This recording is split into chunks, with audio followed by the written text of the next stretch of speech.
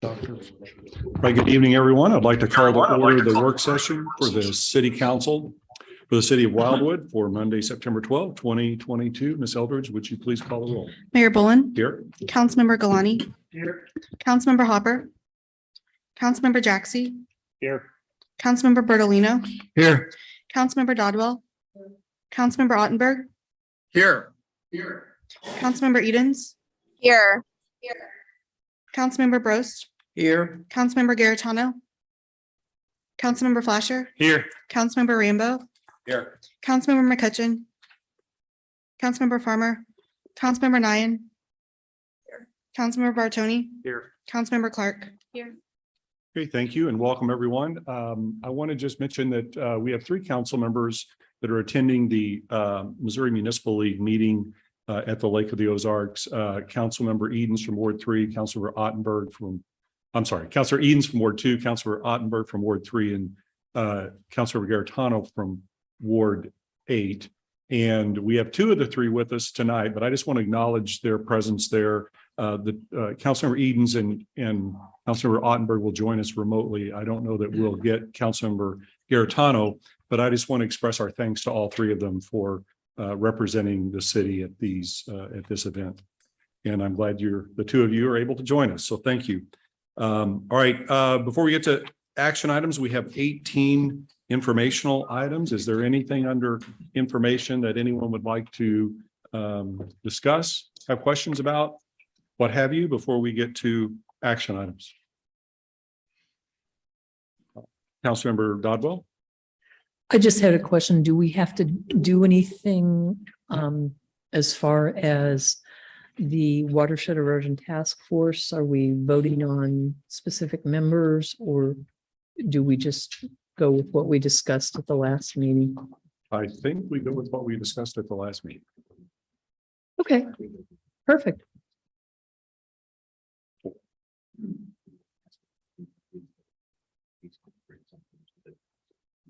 As to composition? Well, according to the city administrator, Mr. Vintage may be bringing something to the council at the next meeting relative to composition. Mr. Vintage, do you have anything you want to mention relative to that? Yes, Mr. Mayor. At the meeting where the composition of the task force was discussed, ultimately a decision was made to make the change by resolution. So tonight, I just wanted to summarize the items that were discussed and agreed upon, and then the department will prepare a resolution with the assistance of the city attorney for presentation in October. Thank you. Okay, thank you. And are we planning on having our representative from Ward 4 that has been the committee chair to continue doing so with the assistance of Ms. Holthouse? I think that's the intent, and the city attorney can correct me if I'm wrong, but my recollection is that well, I'll just ask it as a question. Was that specified by the council, or is that something that the task force itself decides? I mean, either way is a practical matter. I think we get to the same result, but. Yeah, if it was specified by the council, then yes. What was it? I don't recall. The city administrator says it was, and Councilmember Farmer says it was, who is the chair, so he should know about his ongoing obligations. So we'll trust that. So yeah, I think the chair and the 2 chairs, the co-chairs, will continue as is. I just want to make sure we move it forward quickly. Absolutely. We've been kind of dragging this one for several months. Okay, anything else under information before we go to action? All right. Moving to action items. The first is 2 applications for event partnership agreements. Mr. Vintage. Thank you, Mr. Mayor. Mr. Mayor and members of City Council, the Planning and Parks Committee was presented 2 applications for the use of city facilities for 2 events. The events relate to the Bluffview Trail System as well as the Rock Hollow Trail System.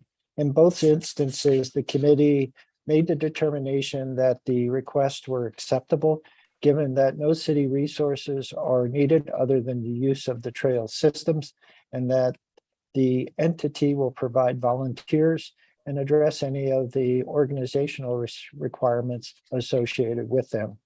Therefore, the Planning and Parks Committee is recommending that the City Council approve these two applications tonight for the use of the trails in Bluffview Park and Rock Hollow Valley.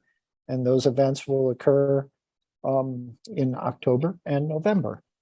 And just as a footnote, at the upcoming Planning and Parks Committee, with the permission of Mr. Bartoni, we will be looking at this agreement to see if the committee can authorize these uses of facilities and not necessarily have City Council have to review them as well as the committee. Thank you. And so the action you're looking for from the council this evening, Mr. Vintage, would be what? To approve the two agreements as presented. Thank you, sir. Okay, thank you. Is there a motion or any discussion or questions? Councilmember Bartoni? I'll make a motion to move forward with the department's recommendation. Okay, we have a motion by Councilmember Bartoni to move forward with that recommendation, seconded by Councilmember Jaxi. Is there any discussion on the motion? Councilmember Dodwell? I've just got a question as to, it looks like this came through in June, early June. Why is it taking so long to get through this process? Mr. Vintage? Both applications were received on June 25th. As part of the application process, the entity identified that they would need restroom facilities and some other services. When we inquired about it, it took a bit for them to get back to us, but what they ended up saying is when we identified that, we meant the facilities that are already in place in both Bluffview Park and the Rock Hollow Trail system. So we thought we were going to have to bring forward maybe a proposal that would include us providing wash stations and portable restrooms, which is not the case. And then just with the schedule of meetings of once a month during the summer for City Council, it just takes a bit of time now. Thank you. Okay, thank you. Just want to make sure. Okay, any further discussion or questions? Seeing none, all in favor of the motion, please say aye. Aye. Any opposed? Any abstentions? Motion carries. That takes us to the next item, Hometown Heroes Program. Mr. Vintage. Again, thank you, Mr. Mayor. Mr. Mayor, members of City Council, this particular item was brought to the attention of the Planning and Parks Committee by Councilmember Garatano. It is a program that exists across the country and locally as well, specifically like the city of Manchester. The intent is to honor both past, present veterans and active service members by doing a Hometown Heroes banner program. The Planning and Parks Committee spent a great deal of time over the course of this year reviewing different proposals and approaches to this program. And tonight, that committee is presenting for consideration of the City Council its recommendation on this particular program. There are 8 components the committee identified. The Hometown Heroes program would move forward, and the display of the banners would occur twice a year in advance of Veterans Day at the end of the year and as part of Memorial Day just before summer starts. The location to start the banner program would be Manchester Road between the Taylor Road roundabout on the east end and Rockwood Point Court or Etherton Road on the west end. There are approximately 37 light standards that can accommodate the banners. And certainly if we were wanted to do more, we could certainly do more with the double brackets utilized on the poles themselves. The cost to the nominating individual, family, or entity would be $150. That would cover the cost of the banner. The installation, the maintenance, and all other aspects of the banner would be covered by the city, and we believe those to be nominal in amount. Additionally, the committee recommended that there might be an opportunity for local businesses to help sponsor this program. It would be tastefully done in that it would not be an advertisement per se, but an acknowledgement of that business's support of either veterans or active military service members. And then finally, the process, the sponsorship would start December 1st of 2022, close on February 1st of 2023, with the intent to begin the display of the banners around Memorial Day weekend, 2023, for the 30 days that is proposed. The information that I provided you in the presentation is just a summary. Obviously, the memorandum that was prepared by the committee has much more details in the process, and certainly any of the members of the committees can speak to this as well as the department, if not better. Tonight, the department is requesting via the committee an endorsement of the program so we can proceed forward and begin the process as described in the attached information. Thank you. Okay, thank you. Are there any questions or a motion? Councilor Bartoni. I'll make the motion to move forward with the recommendation. Okay, we have a motion to move forward with the recommendation as presented, seconded by Councilmember Brost. Any discussion on the motion? Councilmember Rambo. Just a very quick question, Joe. I apologize for this because we did discuss it in committee, but I don't recall the rationale. It was suggested that maybe the high traffic areas where we have the concerts and so on and so forth, where City Hall is, et cetera, maybe Taylor Road, where more people would see these banners, just the general public. Was the rationale for Manchester Road that it was old Route 66, or is there some other reason, or are you intending to put some mounting brackets on those other light standards? It's a very good question, Councilmember Rambo. And first and foremost, Main Street isn't as highly traveled as one might expect. And so that was an option for the future if the program is very successful. Taylor Road, we do have banners there already. That's, as you can see tonight, for Celebrate Wildwood. We also do holiday banners now via our city administrator, Steve Cross. So the thought was, as Manchester Road is a highly traveled arterial of the city, we believed that it was the most appropriate location because it is kind of the artery, so to speak, of Wildwood through Grover. And it was just a thought that it'd be the best to start there, and the program successful expanded elsewhere. Thank you. Okay, any other questions or discussion? Seeing none, all in favor of the motion, please say aye. Aye. Aye. Any opposed? Any abstentions?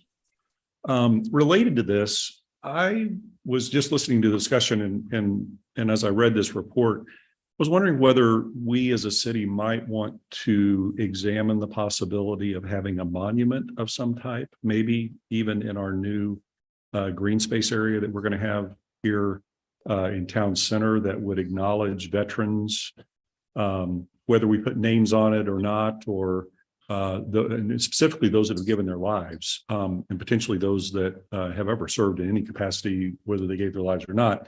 But I guess rather than dissect all those issues, I would ask that we have our Planning and Parks Committee look at that possibility, and if it agrees that a recommendation should come back to the council as to having some type of a permanent monument, that it then present those details as to whether there are names and where it's located and when we do it and the price and all those things. Would there be any objection to that? Councilor Bartoni? Absolutely no objection. And as the chair, we'd be happy to take that task on. And didn't we talk about this like a year or so ago, like down 100 at one time or some other area, and then thought that the Village Green might be the appropriate place eventually? If that happened, I wasn't privy to that conversation. So Okay. maybe I don't think we someone- went anywhere with it. Okay. Yeah, I don't think we went a whole lot farther with it. But couldn't agree with you more. And the city of Manchester actually does a very nice job with that themselves. I mean, the names might be one of the bigger issues. And if I would just suggest, if we are going to go down the road of including names, which I would be all for, we would obviously want to make sure we have some sort of process in place that we don't miss anyone and that sort of thing. So, but these are committee issues that I, think that your group could look at, but I just think we should honor them. So is there any objection to the committee looking at that? Okay, so without objection, if you could reflect that. Councilmember Dodwell.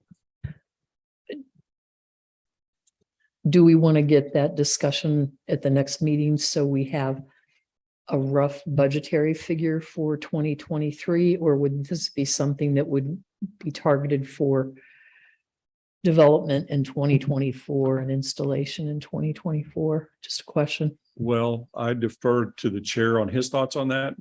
I think all of us would agree we want to do it right rather than sooner. But if we can do it right and sooner, all the better. And so if it can get on the agenda to at least start the process and get a budgetary allotment, then maybe all the better. But if they feel that we need to wait to do it and so forth, I trust their judgment on it. So anything? No, I'll work with Joe in the department to make sure we'll at least have it on the agenda for the next Okay. meeting, if we have time for it, but no later than the following meeting, because we have one in like a week or so. So, Excellent. but yeah. Okay, thank you. Anything else you did? Okay. All right. So by consensus, that'll be reflected in the minutes then.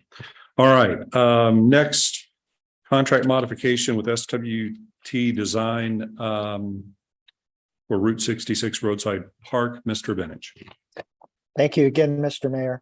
Mr. Mayor, members of the City Council, the Planning and Parks Committee is presenting a recommendation regarding the matter the mayor just recited into the record. This particular contract amendment adds approximately $12,500 to the existing agreement. The rationale behind the additional charges is the efforts of the city relative to Route 66 that have occurred over the past year. If you don't remember, we made a grant application to the Missouri Main Street Connection organization, attempting to obtain grants and assistance relative to the revitalization of Route 66. The grant wasn't rewarded, but the revitalization effort remains very strong and a point of conversation amongst property owners on Manchester Road, Route 66. Also, as you know, we have the park design underway, and helping in that park design now is the student task force that's been formed. All of these things required additional services from SWT Design, and the committee recognized their important role in all aspects of this particular street, Route 66. Therefore, the committee did endorse the additional funding of the contract, and the department is respectfully requesting an authorization to prepare an ordinance that would amend the contract to reflect the increased amount. Thank you. Any questions or a motion? Councilor Jackson? Yeah, I'll make the motion. To increase. Yeah, to increase the budget as requested. Okay. Is there a second? Second by Councilmember Bartoni. Any discussion? See no discussion. All in favor of the motion, please say aye. Aye. Aye. Any opposed? Any abstentions? Motion carries. Thank you. Okay, next, before we go into closed session, our October City Council meeting, I just wanted to present this to the council to get your input on what you would like to do. And the reason is because unlike other months, we're coming up on the budget season, and we want to make sure that we have the process in place to handle that appropriately vis-a-vis the council's meeting schedule. So the upshot is, if the three standing committees, and City Administrator Cross, correct me if I state this incorrectly, if the three standing committees, which have their monthly meetings coming up, are able to arrive at an agreement on the budget line items that they're going to be proposing, it's number one.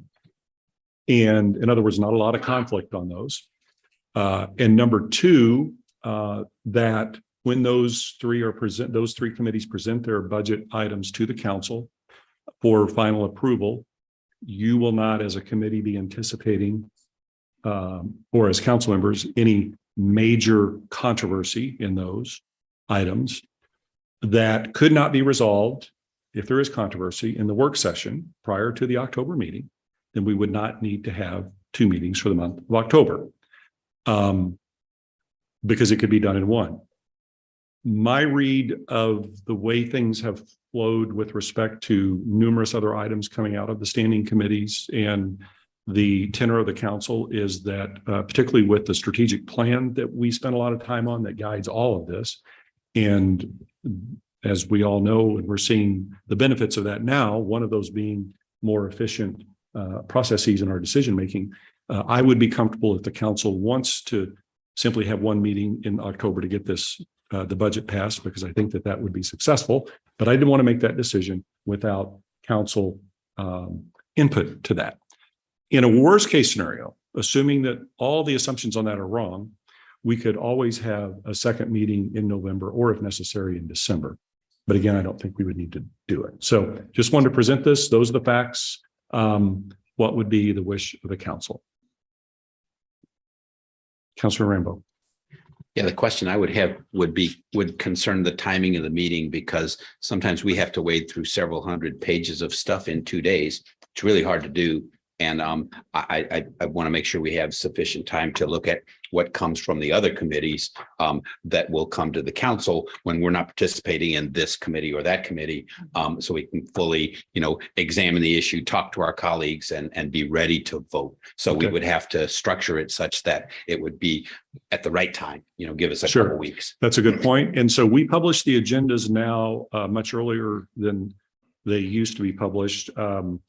So historically, they were, prior to many of the time some of you were published on Friday afternoons. We now publish them on Wednesday afternoons. And so my question would be, for starting with the city administrator, and if you want to speak for your team members that that are liaisons to the three standing committees, do you see any issue on Wednesday when the agenda is published with having the information with budgetary implications from those committees also published?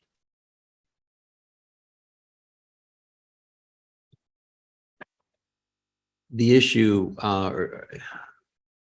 the schedule for the budget has been distributed to all of you. So you've seen that. In the month of October, that is when the standing committees, as well as the Board of Public Safety, review all the budgets for the departments that are underneath their responsibility. So those meetings are throughout the month of October.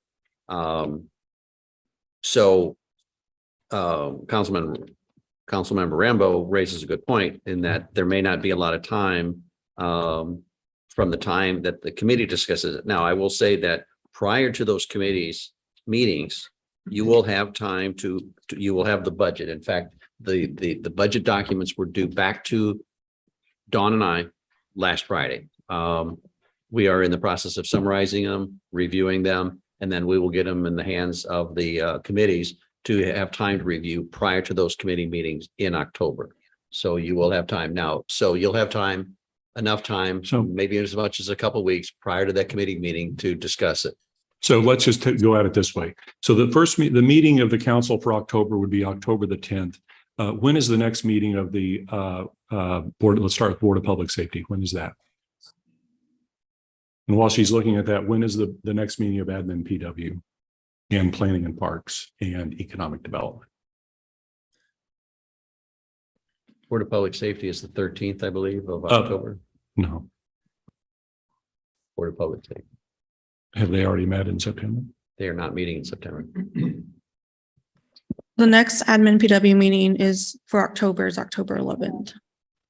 Okay, what about for September? They just met, didn't they? Okay. Yeah. They've already met for September. Board of Public Safety, their meeting in October is scheduled for October 13th. Okay, so then, Planning and Parks. October 18th. okay, so it sounds like then for this, for us to do one meeting in October, it would need to be on the 24th rather than the 10th. Is that correct? No, what I'm saying, well, I mean, that's one option. yes, that one option is. What's that- the other option? If we wanted to do it on the 10th.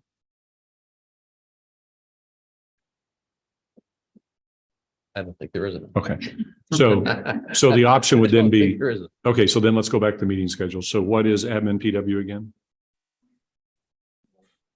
October 11th is the admin PW meeting. Okay. And when is Planning and Parks? Planning and Parks is October 18th. Okay. And Economic Development? October September 11th also. 27th. No, September 27th. September 27th. We really are more concerned about that. Right. So it's October. What? What, do you know when you're meeting Councilor Rottenberg in October? Well, not necessarily. It depends on what they put on their agenda for the October. It's October Oh, I 11th. see. What is it? October 11th is when the Economic Okay, Development. so it's Committee meeting also for on October 11th. Okay. Yeah. Okay. All right. And then Board of Public Safety was again? October 13th. October 13th. Okay. So the one running closest to the September 26th, or I'm sorry, October 24th meeting would be the Board of Public Safety on the 18th, which is almost a full week away. So I would expect that, given that the others are occurring earlier in the month, on the 11th in particular, that we should be able to get stuff to the meeting for October 24th? Absolutely. Okay, we have an absolutely. Councilmember Galani? Yeah, I was just going to reiterate, if we move it to the 24th and accommodate to where those meetings are taking place and all that information can get disseminated, I would support having one meeting on the 24th. Okay. Okay. So is there any objection to doing that then? The meeting would be the 24th of October. Councilor Bartoni? And not necessarily an objection, just a question. So are you saying that we would like have the budget, like our first and second reading on the same day then? Is that what you're? No, saying? although we could do that, but no, that's not the intent. The Okay. the budget needs to be passed, and I'm sorry, I should have mentioned this earlier. Sort of assumed we all remember these things, but we don't sometimes do that because we have a lot going on. The budget needs to be approved by the end of the year. And so we started at this point, which gives us 2 months after that, just in case there was major disagreement about something that we couldn't resolve. We could always, if we had to, do 2 meetings in November, or in a worst case scenario, 2 meetings in December. But I don't think that would be required. But the answer is the budget doesn't need to be approved officially until year end. And we would be having at least 2 additional meetings after the October meeting as well. Okay, yeah, I just don't know if we should, I just want to make clarification that we weren't going to do a first reading and second reading on our budget in one meeting. Just because yeah, think I would the- strongly think the prefer, residents yeah, need time to look at it The themselves. schedule shows first reading November, second reading December. Okay. Yeah. Okay. Thank you for. And I share your concern. Anything for second readings that has budgetary implication in it. In general, I'm not a big fan of that. Not a fan. I agree. Thank you for help. In general. I think we started the whole thing. No, I'm sorry. Thank you. Councilor Ottenberg, you have your hand up. Did you still want to say something for? No, I was just going to mention the date for the next EDC meeting being September 27th, and we've already covered that. So thank you. Okay, thank you. Okay, so if there's no objection, that's what we'll do. We'll have the meeting on the 24th. And obviously, if anything comes up in the interim between now and then, like let's say one of our department heads or Steve Cross says, hey, we missed something, we didn't get it on the agenda, or something's cropped up and we need to have a decision by the council sign, a decision made and something signed by the mayor. As a result of that, between now and then we can have a special meeting and do that. So we have procedures that allow for handling of those things. Okay, everyone good with that? Okay, that's what we'll do. Just wanted, again, to get your input into this because the budget is a little more, everything we deal with is serious, but it has a little more process to it. And I just wanted to talk through and find out what you all thought before making that decision. So thank you so much for that. I think we're now ready for our closed session. And so we need a motion and a second and a roll call vote to do that. The motion is made by Councilmember Farmer and the second is by Councilmember Hopper. Is there any discussion on the motion to go into executive session? All right, seeing none. Ms. Eldridge, please call the roll for the vote to go into executive session. Councilmember Bartoni, Yes. Councilmember Nyan, Yes. Councilmember Farmer, Yes. Councilmember Rambo, Yes. Councilmember Flasher, Yes. Councilmember Brost, Yes. Councilmember Edens, Yes. Councilmember Ottenberg, Yes. Councilmember Dodwell, Yes. Councilmember Bertolino, Yes. Councilmember Jaxi, Yes. Councilmember Hopper, Yes. Councilmember Galani, Councilmember Clark. Yes. Okay, so the motion carries, and unfortunately, council members Ottenberg and Edens, we're going to have to say goodbye to you, but we will be back online in 30 minutes or less, actually, for the main meeting. And so we will see you then, at least by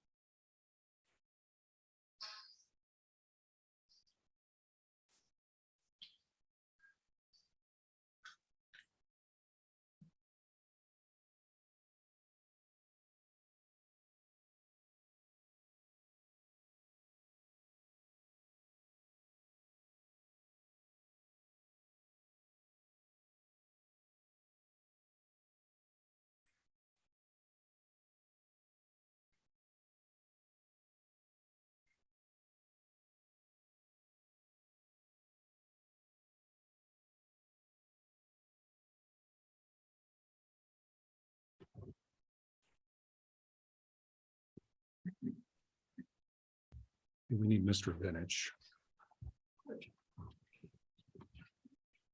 We have Mr. Vintage online. Yes. Okay, there he is. Okay, we're going to go back into the open session for the last part of the work session. We have a receipt and file, and then we're going to go right into our main meeting. I want to thank everyone in the audience for your patience. Appreciate it as our executive session went a little long there.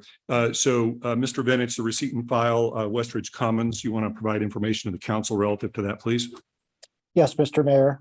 Mr. Mayor, members of the City Council, the Planning and Zoning Commission is providing for your receipt and filing tonight its report on Westridge Commons. Westridge Commons is 18 attached single-family dwellings on individual lots. The project is located at the intersection of West Avenue and New College Drive, and the Planning and Zoning Commission, by a 6-3 vote, recommended approval. If there are any questions, the department would be glad to try to answer them at this time. Thank you. Okay, thank you, Mr. Bennett. Are there any questions for Joe or any comments? All right, seeing none, thank you. That takes us to adjournment of the work session. Would ask for a motion to adjourn the work session, please, made by Councilmember Farmer, second by Councilmember Clark. It's non-debatable. All in favor of the motion to adjourn, please say aye. Aye. Any opposed? Any abstentions? Okay, the work session is adjourned, and we will now go right into the main meeting of the council. I'd like to welcome everyone to the meeting of the City Council for the City of Wildwood for Monday, September 12th, 2022. Ms. Eldridge, would you please call the roll? Mayor Boland, Here? Councilmember Clark. Here. Councilmember Bartoni, Here. Councilmember Nyan. Here. Councilmember Farmer, Here. Councilmember McCutcheon, Councilmember Rambo, Here. Councilmember Flasher, Here. Councilmember Garitano, Councilmember Bros, Here. Councilmember Edens, Here. Councilmember Ottenberg, Here. Councilmember Dodwell, Here. Councilmember Bertolino, Here. Councilmember Jaxi, Here. Councilmember Hopper, Here. Councilmember Galani. Here. And just for information, council members Ottenberg and Edens are representing the city at the meeting of the Missouri Municipal League. And so they're joining us remotely, and we want to thank them for doing that. For those of you who are comfortably able, if you would please stand with me for the Pledge of Allegiance.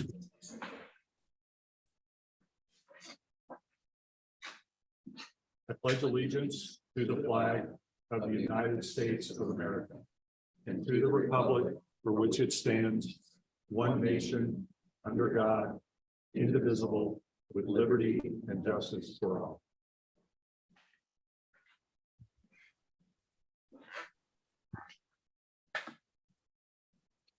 Okay, next is minutes, which is on the consent agenda. That takes us to public participation. I just want to mention a couple of things about that before we begin. Public comment is a valuable component of our meeting. Anyone who wishes to speak must complete a speaker card and provide it to the city clerk, who is seated to your left of the podium. When your name is called, please approach the podium and state your name and ward. To ensure that all who wish to speak have the opportunity to do so, there is a 5-minute time limitation, and I will let you know when the time limit is reached. If you have any questions for us, please mention that during your remarks and identify the official you would like to respond. That official will make note of it, and at the conclusion of public participation, any official who chooses to respond will have 3 minutes to do so as to all questions directed to that official. The official may choose to respond to your questions after tonight's meeting, and we may also post any responses on the City Council page of our website. And finally, please be respectful to others in making your remarks. This means that interrupting others and using profane and abusive language are prohibited. And I want to thank everyone in advance for following these. First speaker card, please. The first speaker card is Michael Schlegel, wishing to comment about bill number 2725.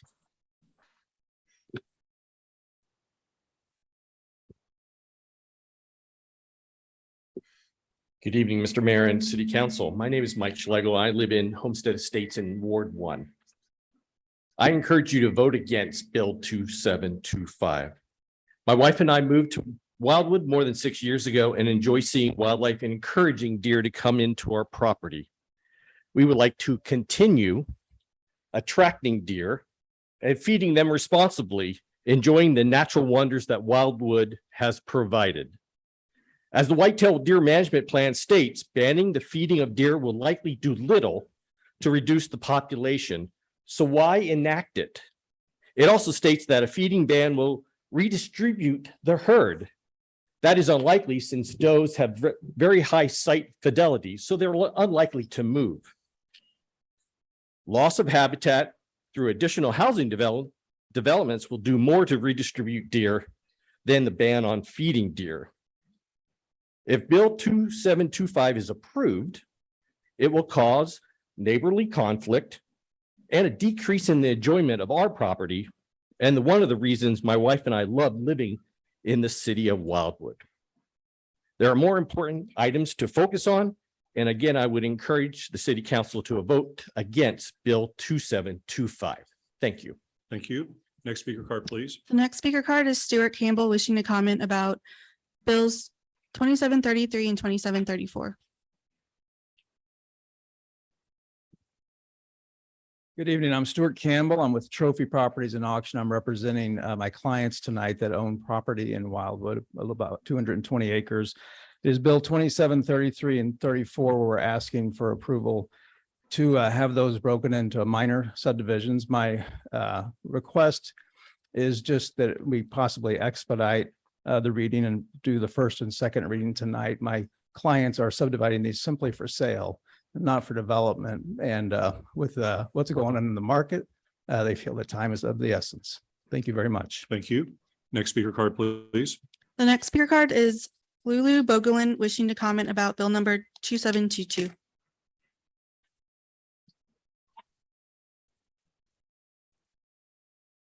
Hi, my name is Lulu Boglin. I'm the Executive Director of Equine Assisted Therapy. We are in Ward 6 at 3369 Highway 109.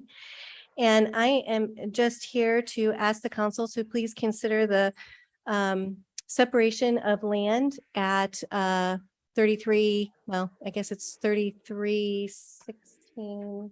What is the ad? 3303. Thank you, Witset's Fork. And the purpose for this division is for us at Equine Assisted Therapy to move forward with the contract of land that we have that we currently use to have horses on and lease from LaSalle Retreat Center. And our hopes are to have a division of that property to the south side of Witset's Fork, where we can actually purchase those 11 acres and continue our operation of equine therapy here in the city of Wildwood, with our main facility being able to stay here and us to reside there and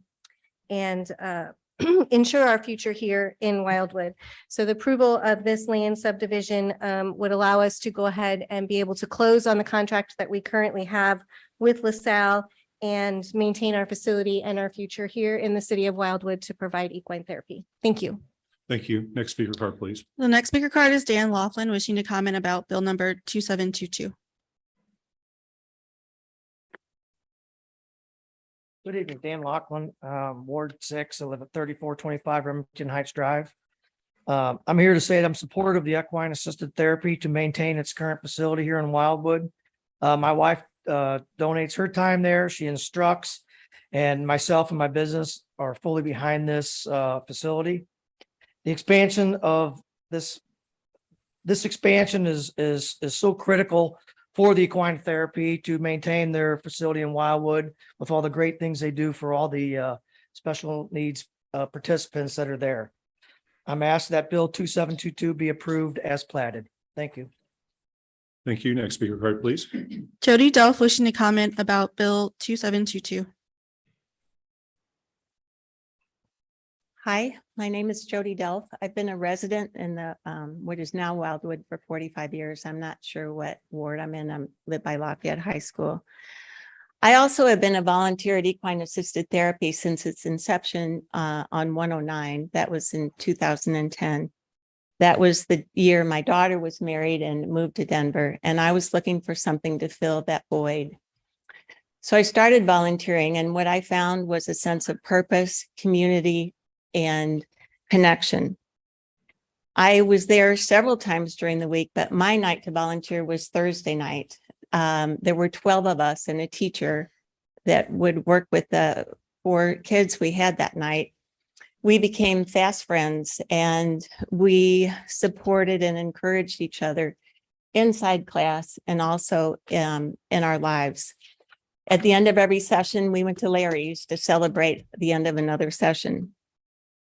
On any given day, if you drop in at Equine Assisted Therapy, you will see volunteers that have stayed for lunch to have lunch with each other, or see them sitting on the bench, at benches around the property, just talking, just sharing.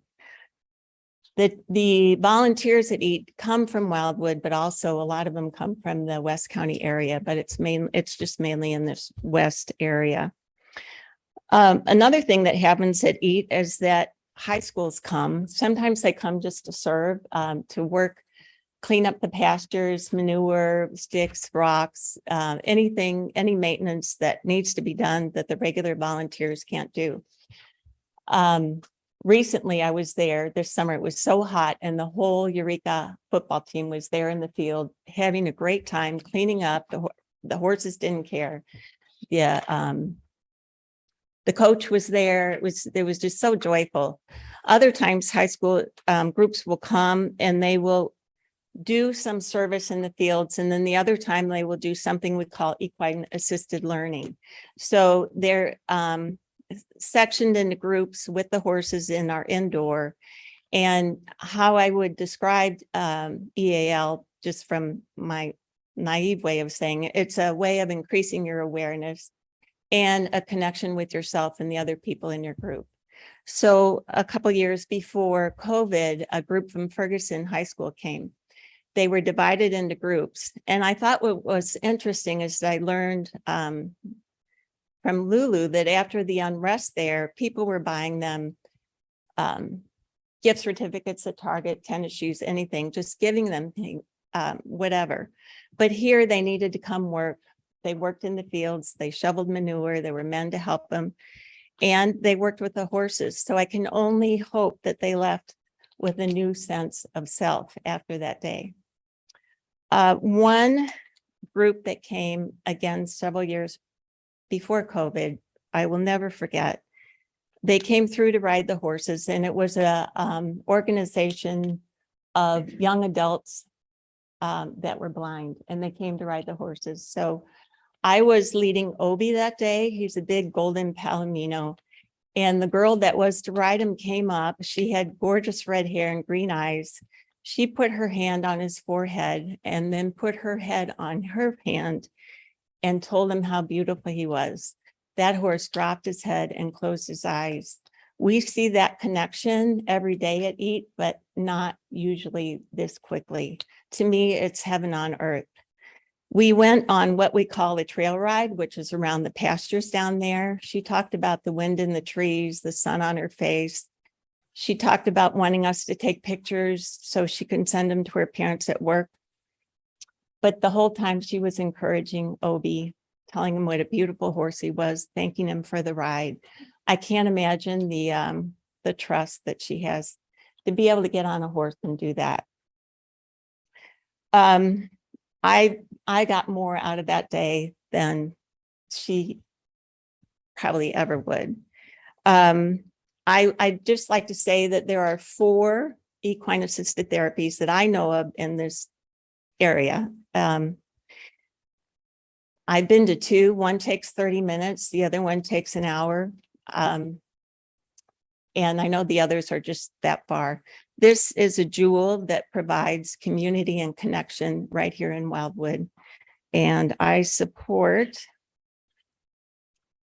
what is this bill? I would like to have Bill 2722 approved as platted, so EAT can continue at that location. Thank you. Thank you. Next speaker card, please.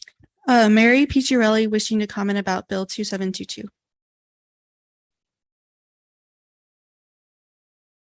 Hello, my name is Mary Picciarelli, and I am from the board president of Equine Assisted Therapy, which is in Ward 2. Good evening, and thank you for the opportunity to speak to you this evening. We have several people here this evening to support Bill 2722. As president, this is only one of many hats that I wear for this wonderful organization. I'm also a parent of a young adult who has ridden at EAT since its inception and is now a volunteer. Both of us are barn buddies, people who volunteer to help groom, feed, and take care of horses daily. We volunteer to help with riding lessons, either by walking or leading a horse or walking alongside our fragile riders. Finally, I am also a certified instructor that helps with lessons when needed. Needless to say, this organization is an integral part of our lives. For my daughter, the horses calm her anxiety from autism and have taught her to live in the moment without fear. The bond she has made with horses provides a friendship that she does not have to second guess. Riding has improved my daughter's muscle strength and coordination, helping to minimize the effect of her cerebral palsy. In my daughter's words, the horses take away my disability. They give me safety. I can relax when I am at EAT. My daughter is one of 150 riders served each month by this organization, along with many other wonderful activities, including evenings or days with nursing home residents, first responders, and our veterans. We also have a psychotherapy program at our barn. This organization has become a safe haven and family to current and past riders, volunteers, and parents. That is why I have invested my retirement in the day-to-day activities and future of this therapy facility. For all the reasons discussed, I wish for the land division requested this evening to be approved. I now want to address the future of this organization as president. We are the only therapy barn in the St. Louis County, this St. Louis County. By currently leasing about half of our pasture land and the land where our outdoor arena now stands, we cannot move forward with many of our plans for improvement. We cannot seek funding through grants to build or improve on leased land. Our long-range plan to cover the outdoor arena is on hold. We wish to complete this as St. Louis weather does not cooperate with us about 3/4 of the year, and our waiting list grows daily. We wish to develop a sensory wall for our riders who have needs accepting sensory input from the world. We want to expand our trails so that the lessons are not always restricted to indoors. We want to create a separate enclosed area to provide privacy for our clients who receive psychotherapy with the horse as a modality. On another note, we have lost this. If we lose this leased land at any point, we could not continue our current program in this location. We could not have pasture land for about half of our herd of horses as required by Wildwood's land use requirements. With this in mind, we wish to move forward with Bill 2722 approved as platted. In closing, while LaSalle Institute and Retreat Center have been wonderful neighbors and landlords, our organization truly wishes to control its own destiny. Thank you. Thank you. Next speaker card, please. John Eckley wishing to comment about bill number 2722. Good evening, members of the City Council. My name is John Eckel. I'm a real estate agent helping Equine Assisted Therapy purchase this land. I've been working closely with LaSalle and Equine Assisted Therapy now for about a year. Everyone involved has been working very hard to get this deal closed, and everyone is very excited to finally be at the end of the process. We are set to close very soon, and our goal is to avoid closing back any further. In my opinion, an organization like EAT is the best use for this property. Nothing can be built on the land, but it is perfect for their horses. Equine Assisted Therapy takes excellent care of the property they already have, and I know they'll continue to do the same for the newly acquired land. The area being subdivided is not a typical residential subdivision in which homes are being constructed. The public will likely see no change in the appearance of the land. We're simply just trying to change the names on the map. We request that Bill 2722 is approved as platted. Thank you. Thank you. Next speaker card, please. Mike Reagan wishing to comment about bill 2722. Thank you. My name is Mike Reagan. I'm an attorney representing the Rockwood School District. The subdivision plat that's proposed with bill 2722 carves out 1 acre for the operation of the private sewage treatment facility. Just make 3 quick points on that. The 1 acre lot shown on the plat is sufficient for the operation of the facility. In fact, currently the long-term lease that's in place covers about half of an acre. The Rockwood School District, and that sewer treatment facility is operated for the benefit of the LaSalle Springs Middle School and the LaSalle Retreat Center. The school district is happy to take title to the 1 acre parcel. They don't want more ground than that because it would be a unnecessary burden on their maintenance staff. They just want to take care of the 1 acre, and it's sufficient for the operation of the facility.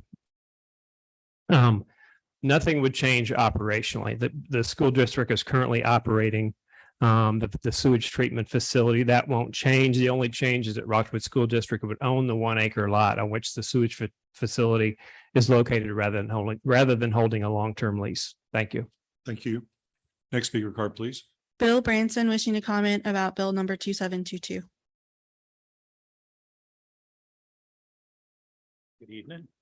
My name is Bill Branson. I'm the Maintenance and Grounds Coordinator for Rockwood School District. As Mike spoke, there will be no operational difference of the plant. It will remain operating according to the guidelines as set forth by the EPA, the Missouri Department of Natural Resources. And we are happy to have another neighbor come in and join us on this land. Thank you. Next speaker card, please. Vita Gina Toko wishing to comment about bill number 2722. Good evening, Mayor Bolin and City Council. My name is Gina Toko. I'm an attorney here in St. Louis, a resident of the city of Wildwood in Ward 6, and I'm appearing tonight as a board member on the board of directors for the Brothers of the Christian Schools of the St. Louis District, doing business as the LaSalle Retreat Center. That's a mouthful. I'm going to refer to them as the Brothers. Last week, I had provided the city clerk with a letter from my office providing additional information about the parties to this transaction and the history of the land. I hope that you read it. If you did, I thank you for your indulgence. The city of Wildwood ordinances are very specific regarding the approval of subdivisions, and we have done all that the ordinance require of us in submitting Bill 272 for approval. In late June of 2022, Stock and Associates, a civil engineering firm, submitted the subdivision plat that we are reviewing tonight. There is a representative here, Mr. Norbert Wilhaber, who is in attendance. Simultaneously with the submission of that plat, my office also submitted to the City of Wildwood Board of Adjustment a petition for appeal from zoning regulations. I had stated in my letter, and according to the Board of Adjustment overview, the purpose of the Board of Adjustment is to hear appeals from landowners regarding the strict compliance with the City of Wildwood zoning requirements. It's very clear that the decisions by the Board of Adjustment do not legislate. They do not revise the ordinances, nor do they usurp the power of the City Council. The Board of Adjustment, as I see it, is authorized to conduct a deep dive on behalf of the city on a case-by-case basis to determine if strict compliance with the city ordinance is appropriate upon submission of a proper application, which is exactly what we did. The Board of Adjustment determined that strict application of the ordinance requiring a 3 acre lot minimum was not appropriate given the hardships to the brothers. And ultimately, our petition for appeal was granted and must be recognized by the City Council. In further accord with the City of Wildwood ordinances, the plat, as approved by the Board of Adjustments, has now been submitted to the City Council for vote and approval. The first reading was conducted on August 8th, and I attempted to answer in my correspondence to you questions that were raised by the board members. Bill 2722 seeks to subdivide a 24 acre plat of land that is across the street from LaSalle from LaSalle Retreat Center, west of Highway 109 on the north and south sides of Wissett's Fork Road. As the equine assisted therapy folks mentioned, 12 of those acres are contracted for sale to them. Rockwood School District currently occupies less than a half an acre of land, and the brothers are interested in gifting 1 acre of land to double the size of their plot. As mentioned, approving the subdivision as platted allows these entities to continue existing uses. There is nothing that changes. The only thing that changes is the name on the titles. The brothers currently lease the land to Equine Assisted Therapy and are under contract to sell to them.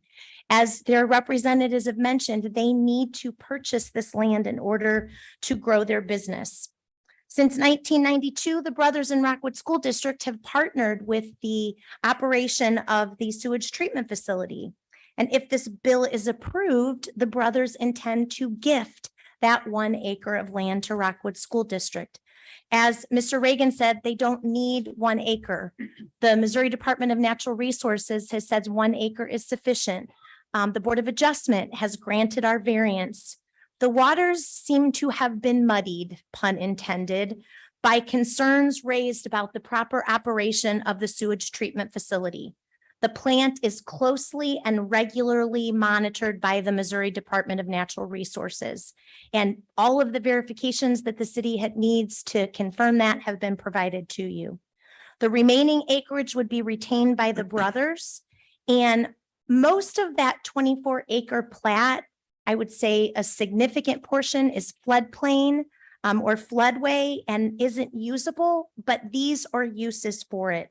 As stated in my September 7th correspondence, we have 3 benevolent corporations involved in this transaction, all of whom are friends to the city of Wildwood and each other. And we request that you approve Bill 2722 as platted. Thank you. Next speaker card, please. The last speaker card I have is John Dunker wishing to comment about Bill 2725. Good evening, everyone. So I trying to make some notes here in that I'm not as graceful. Could you as- state your name and Oh, board, yes, please? yes. See, I'm not as graceful as everybody else here. My Sorry. name's John Dunker, 18044 Shepherd Valley, Ward 3. So I will try to be as graceful as possible here. Sorry. So I'm speaking against Bill 2725, the ordinance on the feeding of the deer and the wildlife. So it all boils down to keeping Wildwood wild, right? I know that is cheesy and cliche and everything, but it's the truth, right? So keep Wildwood wild. A blanket ordinance is not going to do anything to benefit anyone, nor will it help control or manage this deer population, right? So people who have the acreage, who have the ability to feed the deer, love the deer, as the last gentleman said as well. We love the deer. That's why my family and I moved out here, right?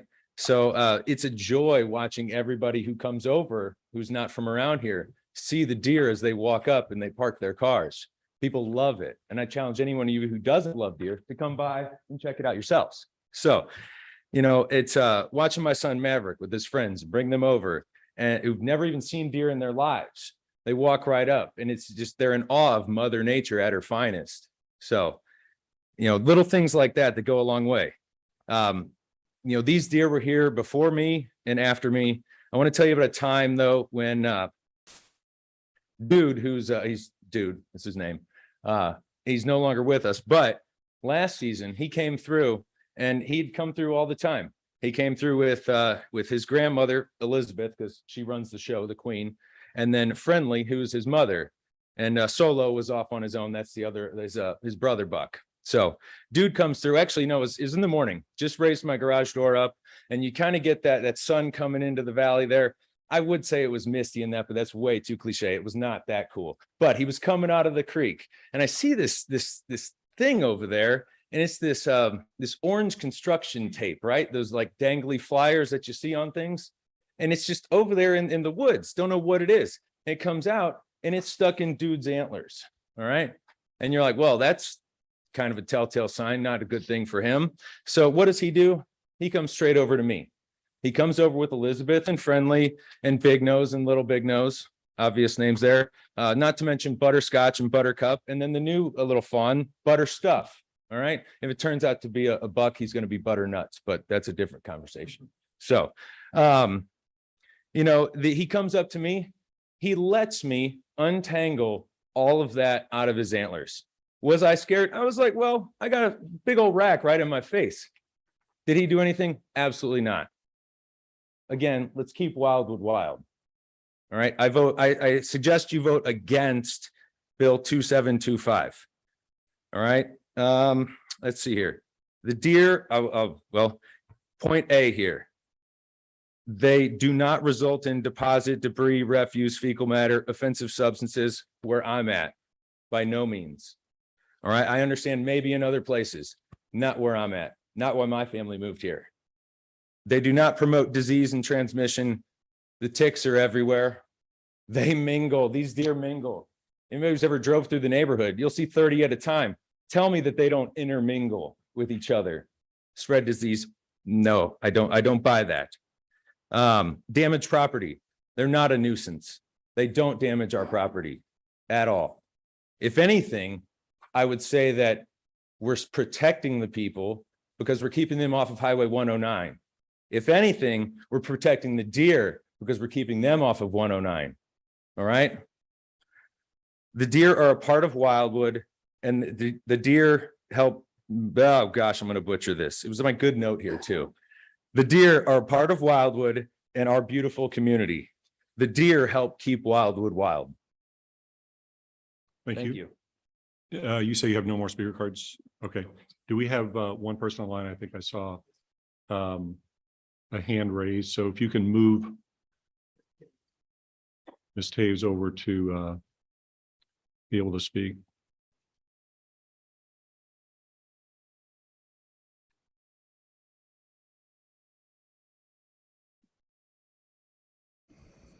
Hi there. Hello, Ms. Taves, can you hear me?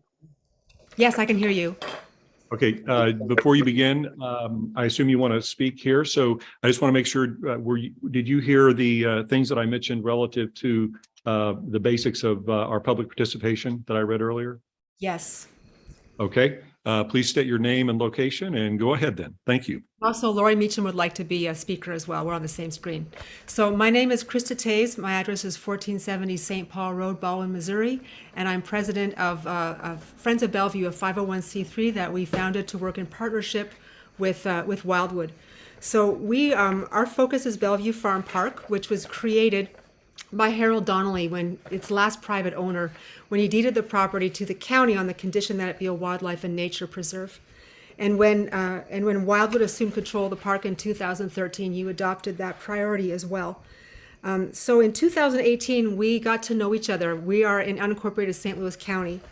And we came to meetings and we shared our expectations for Bellevue with Wildwood, which was honoring the terms of the Donnelly deed.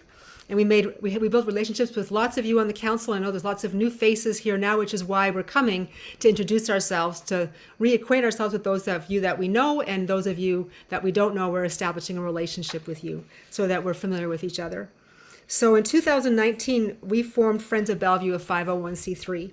And it was formed originally by Sherman residents and neighbors. However, Friends of Bellevue is no longer a Sherman organization. It's grown beyond Sherman. We've expanded our board of directors, we've partnered with other organizations, and we've built a solid volunteer base with volunteers from across the St. Louis region. So our mission, and we have discussed this often with Wildwood, is to protect Bellevue Farm Park as a wildlife and nature preserve, which is what Donnelly intended, to restore Bellevue to a natural state, and to share Bellevue with the public. So we've worked in partnership with Joe Vunich and your former superintendent, Gary Cruz, to establish our goals.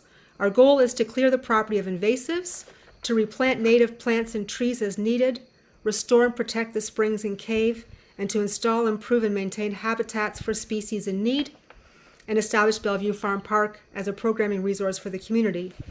So these are our partners. Our biggest partner, of course, is you, because you control the park. And we've received considerable support from you, and for that we are extremely grateful. Our second partner is the Missouri Department of Conservation. We quickly established a relationship with them when we became a 501c3, and we've had multiple site visits and professional guidance from them for just about everything we have done. And based on the work that we've done with MDC, as well as Wildwood's done with the MDC, Bellevue has now been designated as a priority property for the MDC, which is why the grants keep coming. We have 3 completed grants to date. The first grant cleared 20 acres on the east side. The second grant was for the prairie restoration that came through you, which is now in progress and looking wonderful. The third grant was for tree stand improvement on the original 20 acres. And then there was a fourth grant that came our way last fall. It was a 75-25 cost share grant. This is an indicator that it's a priority property because a 75-25 share grant is real generous from the MDC. For us only have to cover 25% and they will cover 75%. But we're a small organization and that was beyond our means. So we passed this grant on to you and we offered it to you in summer 2021, fall 2021. And that grant is for continued woodland invasives removal and tree stand improvement. Our third partner is Open Space Council of St. Louis. Harold Donnelly, who was the last private owner who donated the property, was an Open Space Council board member and founder of Open Space Council.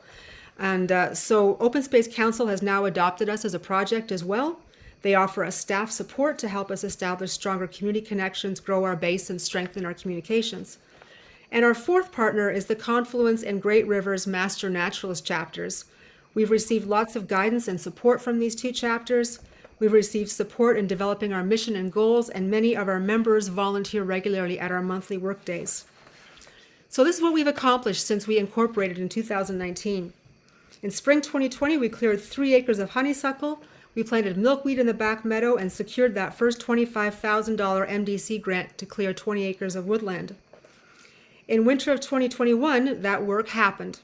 And then we received an additional $6,000 MDC grant for tree stand improvement. And that was for 20 acres. So that also happened. And that's when MDC established Bellevue as a priority property. In spring 2021, you secured a $25,000 grant from the MDC to restore 5 acres of prairie. And that same spring, we cleared an additional 2 acres of honeysuckle.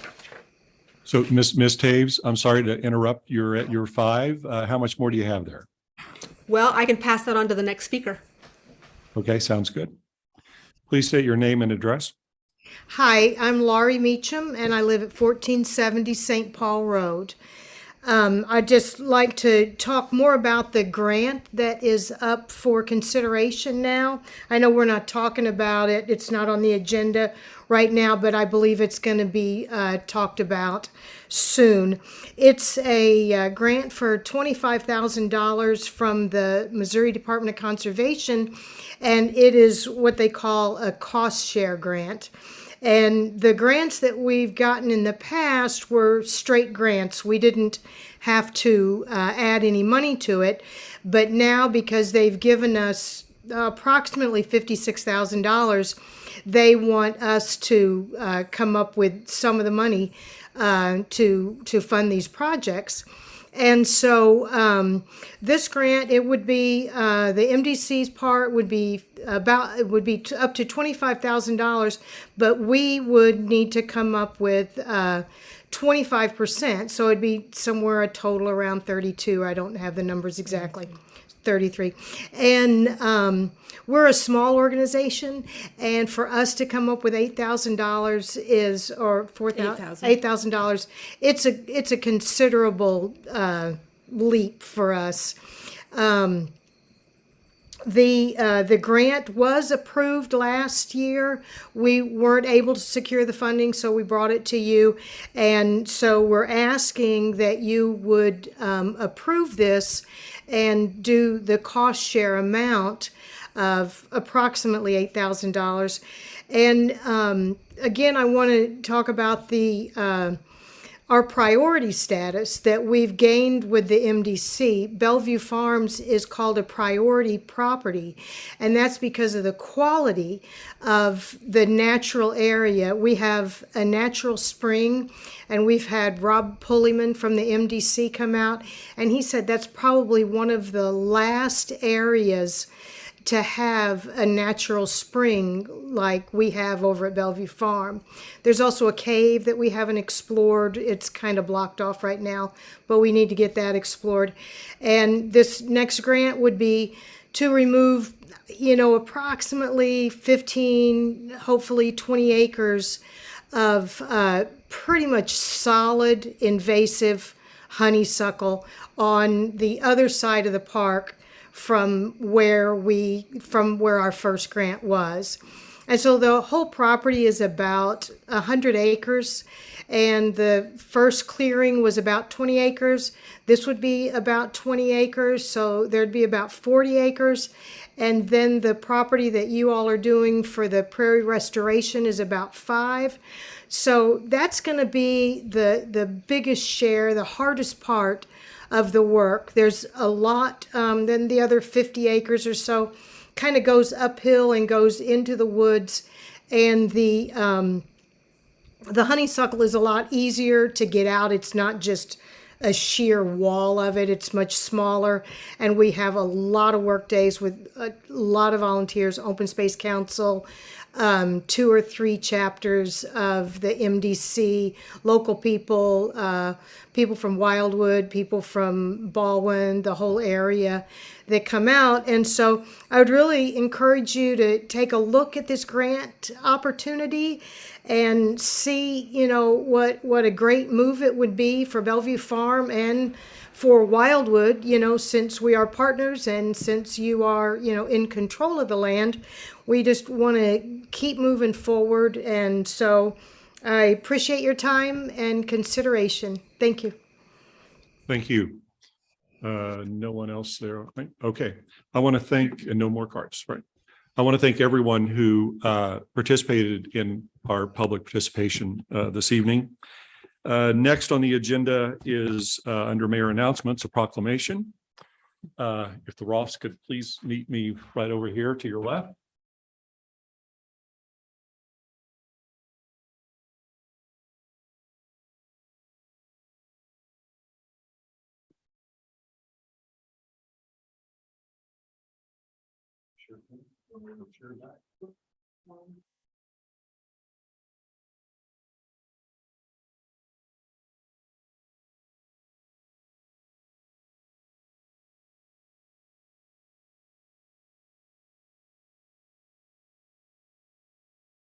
Thank you so much.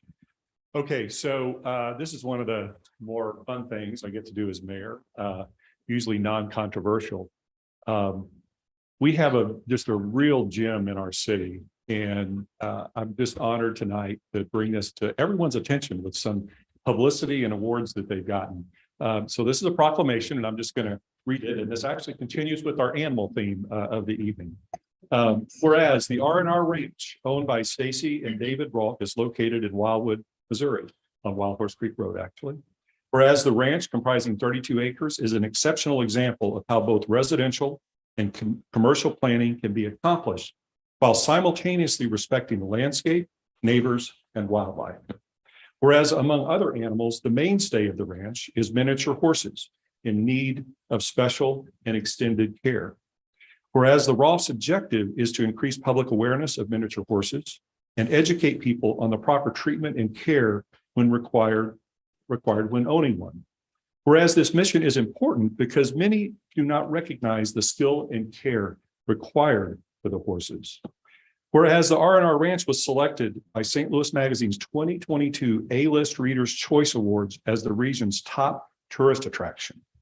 Whereas more than 500,000 votes were cast for this award, and the R&R Ranch was selected ahead of other well-known venues, including Forest Park and the St. Louis Zoo. And whereas all of these achievements by the Roths through the R&R Ranch have been accomplished in perfect harmony with and representing the ideals of the city of Wildwood. Now, therefore, it is hereby proclaimed that on this 12th day of September, 2022, the city of Wildwood hereby acknowledges the outstanding achievements of the Roths and the R&R Ranch, and further, that the city of Wildwood hereby expresses its sincere thanks to them for being part of our wonderful city. Congratulations.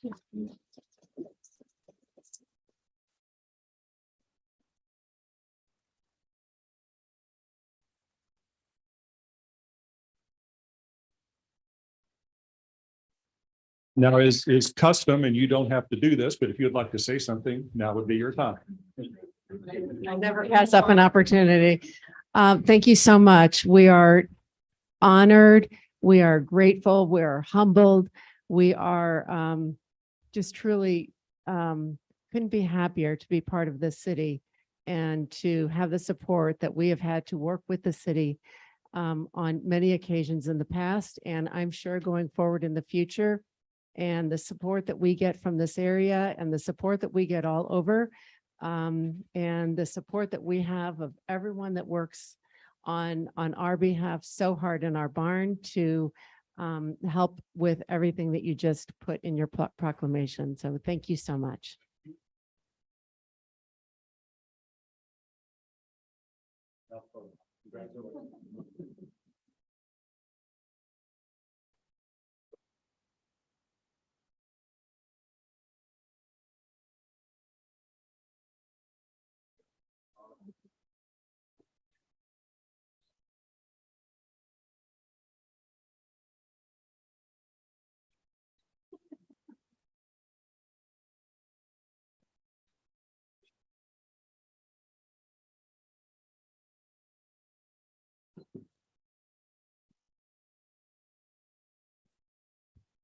All right, congratulations again. And moving next to public hearings, we have one PZ 7-22. Ms. Eldridge, would you please read it?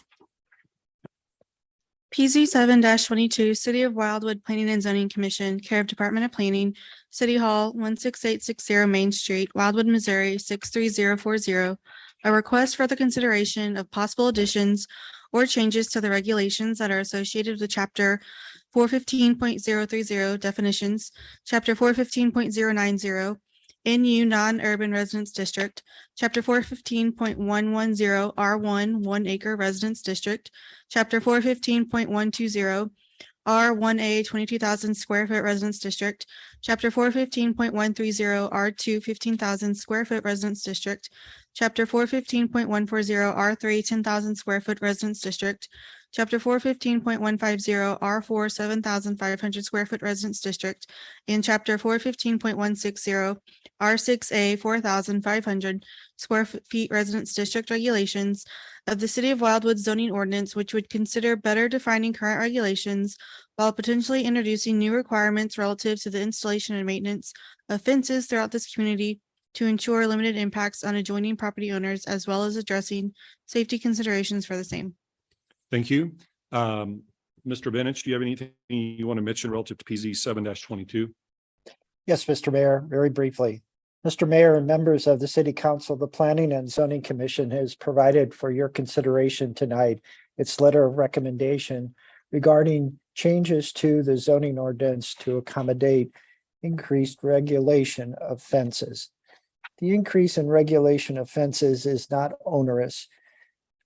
In Wildwood, this fences are probably the most installed improvement that the community has, but probably one of the least regulated in many regards. The Planning and Parks Committee was asked to consider this particular subject. Ultimately, it created a set of recommendations.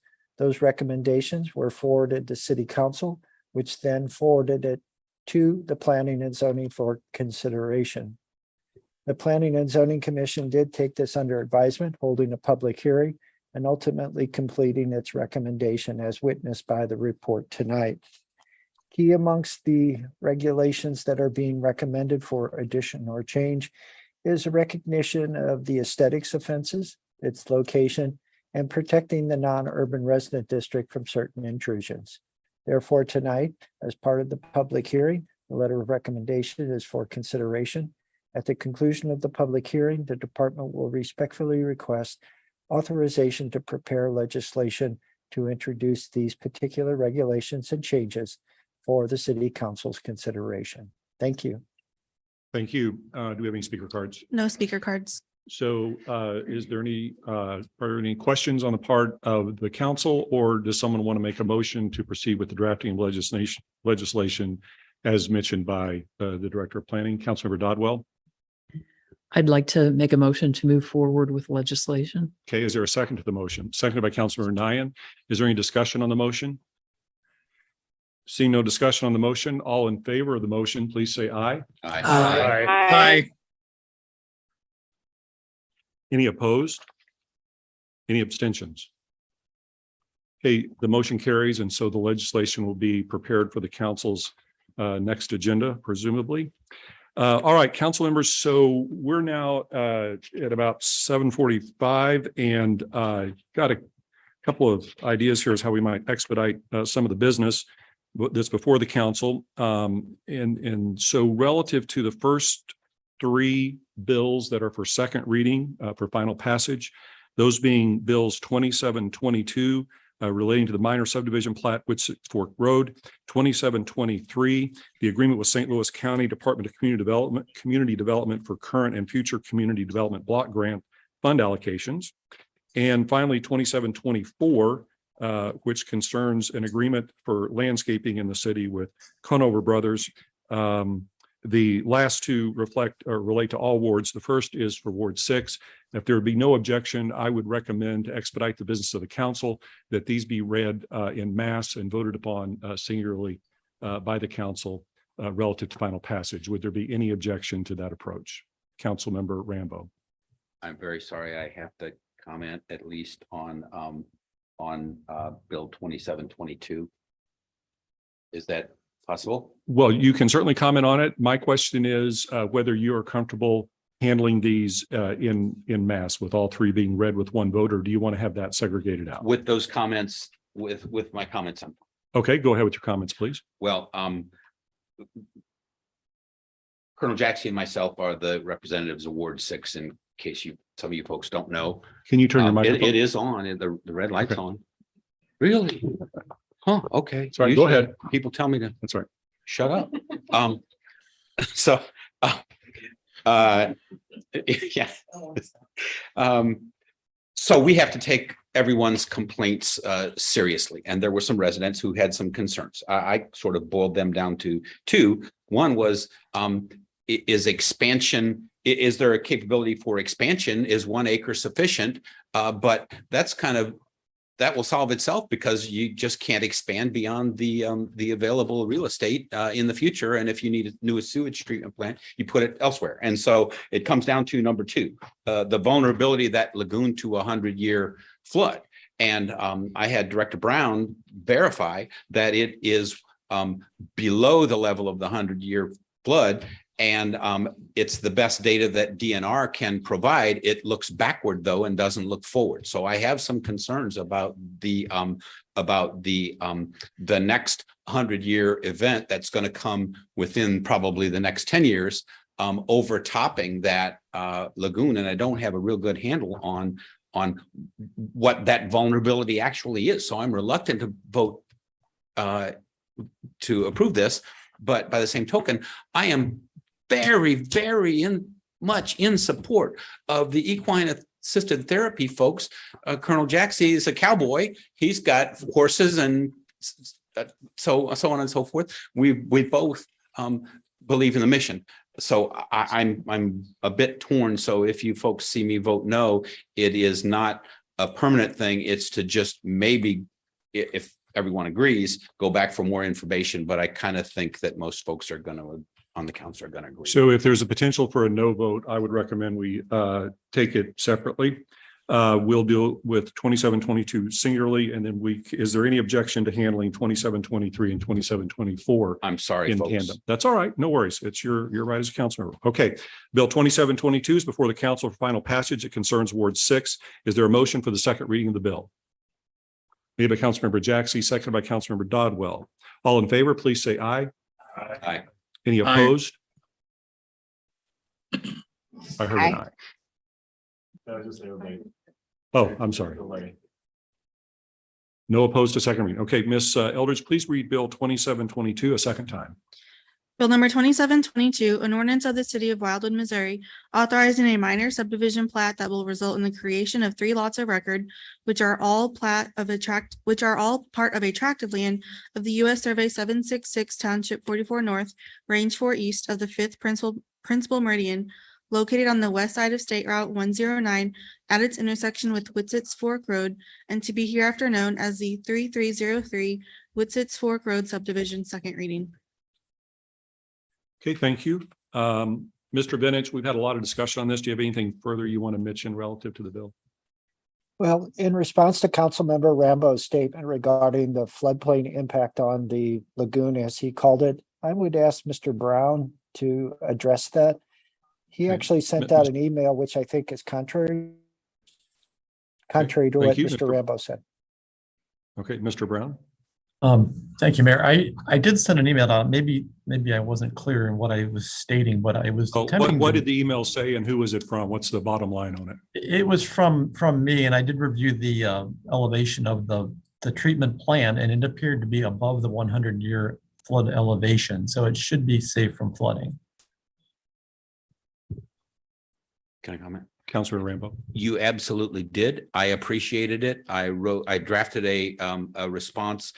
Evidently, I didn't send it or you didn't see it because the response was, yes, this is looking backward on the DNR's data. And I just wanted to get some handle of the available additional volume in that area above and beyond the level of the current banks of the sewage treatment facility and the 100-year floodplain designation, because there's a volume there, a storage volume, and it may accommodate a 500-year flood before it actually overtops the lagoon.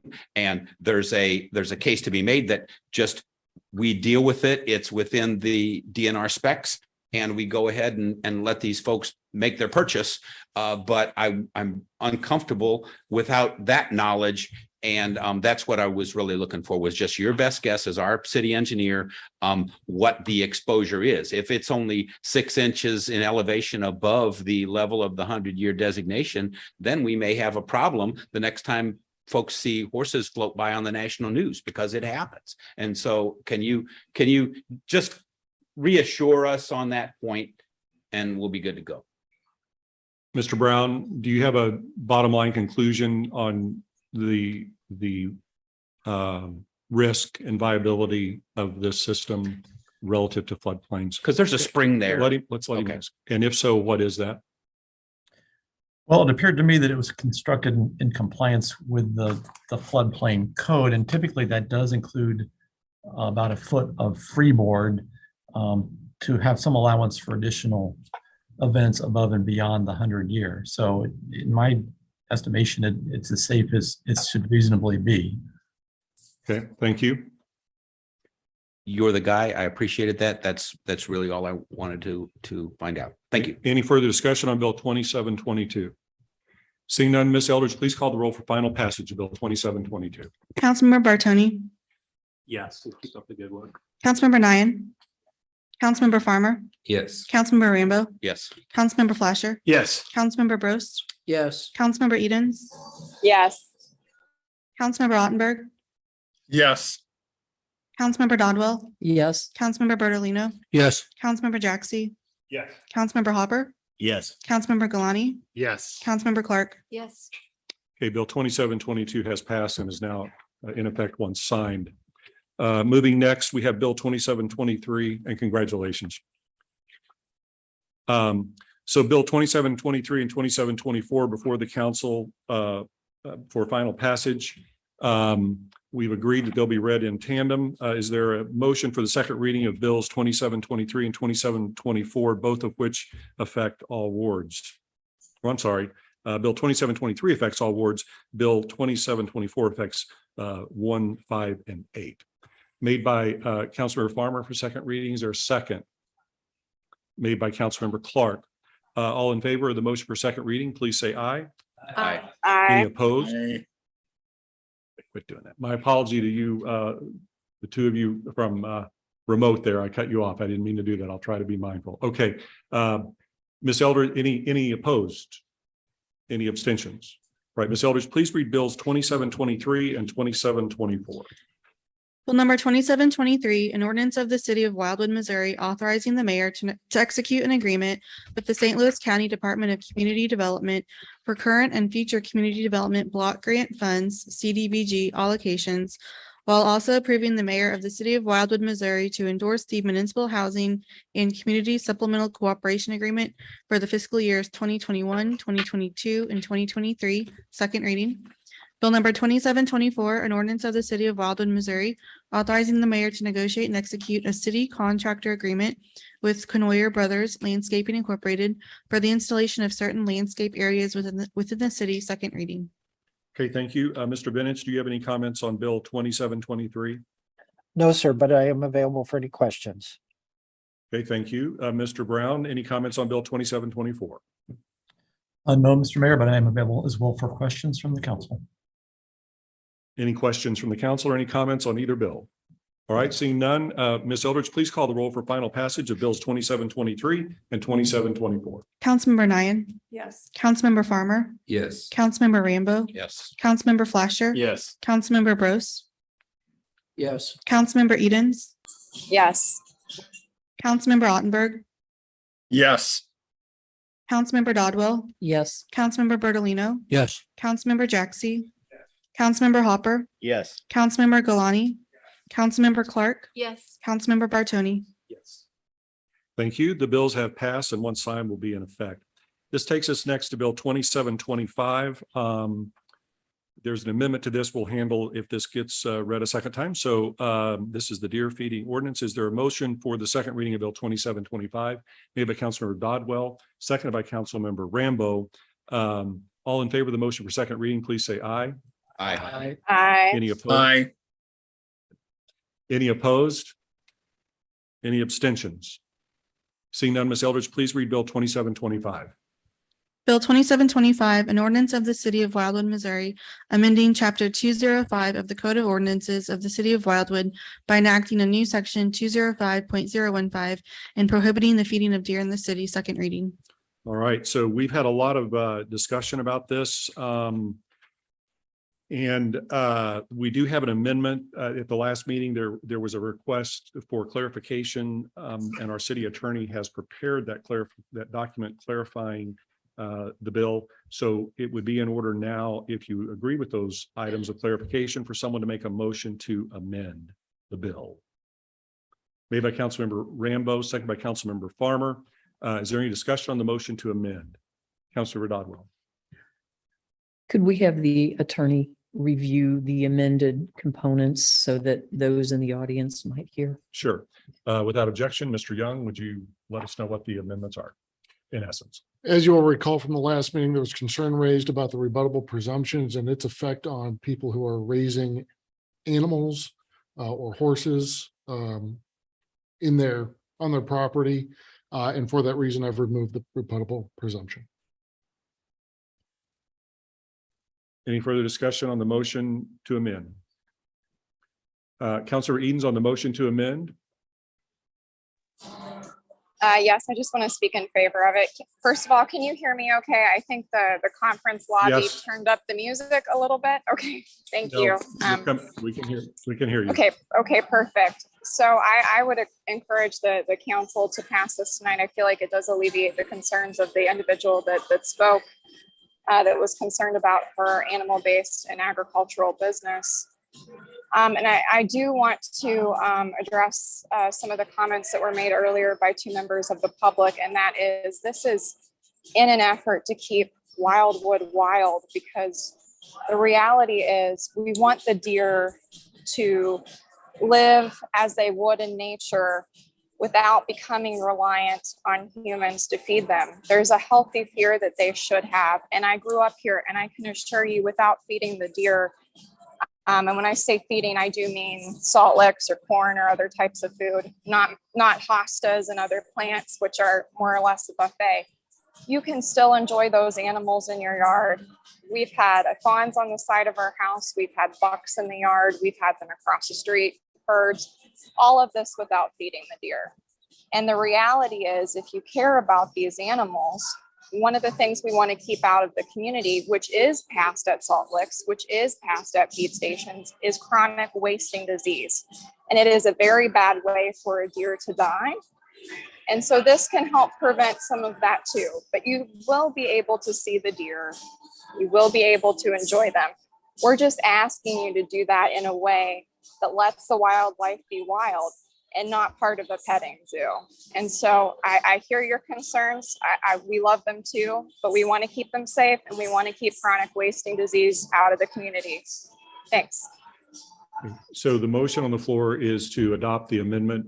If it passes, the bill will be presented to the council for vote final passage as amended. If it doesn't, we'll go back to the main bill without the amendment.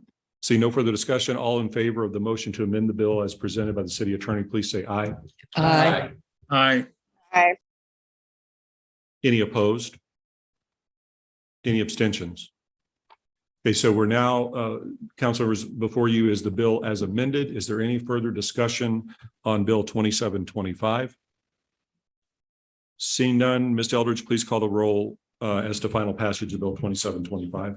Councilmember Farmer, Yes. Councilmember Rambo, Yes. Councilmember Flasher, Yes. Councilmember Brost, Are we doing 2775A? 2725 as amended. A was just a supplemental. Okay, as amended. As amended, yes. Yes. Councilmember Edens, Yes. Councilmember Ottenberg, Yes. Councilmember Dodwell, Yes. Councilmember Bertolino, Yes. Councilmember Jaxi, Yes. Councilmember Hopper, Yes. Councilmember Galani, Yes. Councilmember Clark, Yes. Councilmember Bartoni, Yes. Councilmember Nyan. Yes. Okay, the bill has passed and will be in effective signed. Moving next to Bill 2726. This relates to the roundabout at BA and 109. Is there a motion? And this is relating to wards 1, 3, and 5. Is there a motion for the second reading of Bill 2726? Made by Councilmember Nyan, seconded by Councilmember Clark. All in favor of the motion for second reading, please say aye. Aye. Any Aye. opposed? Aye. Any opposed? Any abstentions? Ms. Eldridge, please read Bill 2726. Bill number 2726, an ordinance of the city of Wildwood, Missouri, authorizing the mayor to negotiate and execute a city consultant agreement with HR Green Incorporated to complete the design of a new roundabout improvement project on State Route 109 at State Route BA South within the city of Wildwood, second reading. Thank you. Mr. Brown, anything further to mention relative to the bill? Thank you, Mayor. I have nothing further about it, for any questions from the council. Any questions for Mr. Brown or any discussion on the bill? All right, seeing none, Ms. Eldridge, please call the roll for final passage of Bill 2726. Councilmember Rambo, Yes. Councilmember Flasher, Yes. Councilmember Brost, Yes. Councilmember Edens, Yes. Councilmember Ottenberg, Yes. Councilmember Dodwell, Yes. Councilmember Bertolino, Yes. Councilmember Jaxi, Yes. Councilmember Hopper, Yes. Councilmember Galani, Yes. Councilmember Clark, Yes. Councilmember Bartoni, Yes. Councilmember Nyan, Yes. Councilmember Farmer. Yes. Okay, thank you. That takes us into first readings. The first is Bill 2727. This relates to the fiscal year revising the budget. Anything you want to mention relative to this, Mr. Cross? Thank you, Mr. Mayor. This is something that we do each and every year. Budget is put together as we are doing now for the fiscal year 2023. This relates to the budget for 2022. We put that together this time last year based on our assumptions and what we knew at that time. And what we do here at mid-year, and then we will actually do again at the end of the year, is to adjust the budget with known factors. And so we have 7 months of data under our belt. So we know that there are adjustments need to be made to revenue and expenses. And what this is just reflecting changes to those budget. These are not assumptions. These are basically what we know right now, and then continuing that trend. So that's why we are asking for approval to amend the budget, adjust the budget with known changes that have already occurred. 75. Okay, any questions? Councilmember Dodwell. I just wanted to say thank you very much to the Department of Finance and the city administrator for the detailed information that they provide to not only council, but all the citizens who provide the tax revenue that we do utilize. So once again, another great job. Okay, thank you. So with no further comments or questions, this will be on the council's agenda for its next meeting. Oh, I'm sorry. Did we had a motion and a second for it, though? We did not. My apology. Do we have a motion? Thank you, City Clerk Eldridge. Do we have a motion for the first reading of the bill made by Councilmember Farmer, second by Councilmember Brost? All in favor of the motion for first reading, please say aye. Aye. Aye. Any opposed? Any abstentions? Ms. Eldridge, please read Bill 2727. Bill number 2727, an ordinance of the city of Wildwood, Missouri, revising the budget for the city of Wildwood, Missouri for the fiscal year commencing on January 1st, 2022 and ending on December 31st, 2022, first reading. Thank you. All right, so now with that, it'll be on the agenda for the council's next meeting for second reading. Okay. Now, I'm going to propose we make some headway here. Bill 2728, these are all first readings, relates to an agreement with Gamma Tree for planting of new trees for 79K. It concerns all wards. Bill 2729 relates to an agreement with CB Engineering for replacing a structure on Wild Horse Creek Road that concerns Ward 1. Bill 2730 relates to an agreement with Intuition and Logic concerning the design of the shared use path between Nantucket Island Drive and Old State Place Drive, and that concerns Ward 7. Bill 2731 relates to an agreement with the Missouri Department of Conservation for the citywide inventory of trees, and that concerns all wards, obviously. Bill 2732 is a lot split in the Babbler Forest Hills subdivision. And Bill 27, that's in Ward 3. Bill 27, I'm sorry, that's in Ward 6.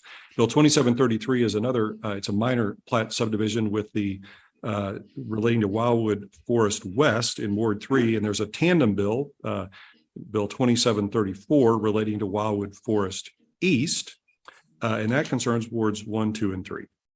Next, we have Bill 2735, which is a change in the zoning designation for Pertner Park. We've discussed that previously. And Bill 2736, finally, is first reading for an agreement with the city of Chesterfield relating to the cost-sharing resurfacing of the Monarch Levee Trail, and that concerns Ward 1. My question is whether there would be any opposition to having these bills read in tandem and voted upon. Councilmember Fleischer. There was the request to have a second reading on a couple And of those. once that occurs, if it does, we're going to get to second readings. Okay, very good. I'm sorry, I forgot to mention that. Thank you. Councilmember Clark. If we have a comment to make about one of these bills, should we just do it after they're all read, or just do it now, or? Well, my question is only whether you're comfortable the council is comfortable having them read and voted on with one vote. You can make, if you want to make a comment about a bill, you could do that after that motion passes and they are read. Or before, it doesn't really matter. My question only at this point is whether you're okay with having the bills voted on as one group. If not, tell me which one you don't like and we'll pull it out. I think read all together is fine. I just want to have time to ask a question. Okay. Why don't you do that now? Okay. I'm looking at the structure 3-107, the culvert. It's I'm sorry, I didn't write. Bill 2729. 2729. It my questions that we did this study back in 2019 also. And I read the report and it looked like there was significant structural damage at that time.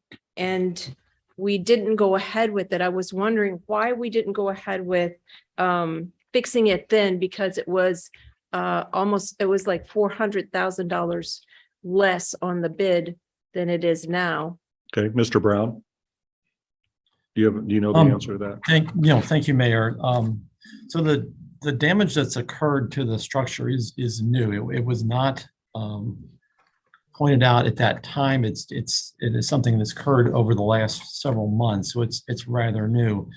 And I would say that the prior study that was done, you're right, they were looking at less expensive structures, but based on the soil soundings and the borings that were taken in the field as a result of the preliminary design, they felt that the soils were just not suitable to utilizing that size structure, a box structure, to put back. They were recommending a full bridge. And so for that reason, it is more expensive, unfortunately. Councilor Clark. Yeah, I did see that it was a bit smaller. In the 2019, it was a 61 foot, and now it's 62.5 feet structure that they're proposing. But I just was curious as to why we didn't go ahead with it when we had some structural damage at that time. Thank you. Any other comments or on any of the bills? Is there any objection to voting on these as one vote? Okay, with no objection, Ms. Eldridge, would you please, is there a motion for first reading of Bill 2728, 2729, 2730, 2731, 2732, 2733, 2734, 2735, and 2736? We have a motion by Councilmember Farr for first reading, seconded by Councilmember Hopper. All in favor of the motion for first reading, please say aye. Aye. Aye. Aye. Any opposed? Any abstentions? Ms. Eldridge, please read the bills for the first time. Bill number 2728, an ordinance of the city of Wildwood, Missouri, authorizing the mayor to negotiate and execute a city contractor agreement with Gamma Tree Service LLC, doing business as Gamma Tree experts for the planting of new trees within the public rights of way of the city of Wildwood. First reading. Bill number 2729, an ordinance of the city of Wildwood, Missouri, authorizing the mayor to negotiate and execute a city consultant agreement with CB Engineering Incorporated, doing business as Cochrane, for professional services to complete final design plans to replace structure 3-107 on Wild Horse Creek Road in the city of Wildwood. First reading. Bill number 2730, an ordinance of the city of Wildwood, Missouri, authorizing the mayor to negotiate and execute a city consultant agreement with Intuition and Logic Incorporated for professional services to complete the design of a new shared use path along Old State Road between Nantucket Island Drive and Old State Place Drive within the city of Wildwood. First reading. Bill number 2731, an ordinance of the city of Wildwood, Missouri, authorizing the mayor to negotiate and execute an agreement with the Missouri Department of Conservation under the Community Forestry Cost Share Grant Program to obtain state funding for additional work to complete a citywide inventory of street trees. First reading.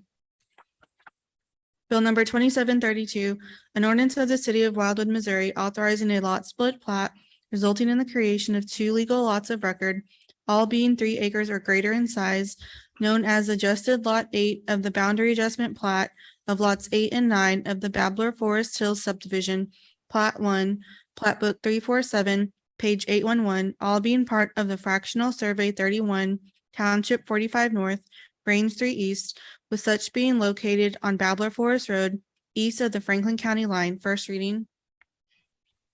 Bill number 2733, an ordinance of the city of Wildwood, Missouri, authorizing a minor subdivision plat consisting of 3 lots with sizes ranging from approximately 33 acres to over 60 acres, all being described as part of sections 22 and 27, Township 45 North, Range 3 East, specifically situated at the northern tip of Old Etherton Road on the west side of State Route 109, and to be hereafter known as Wildwood Forest West. First reading.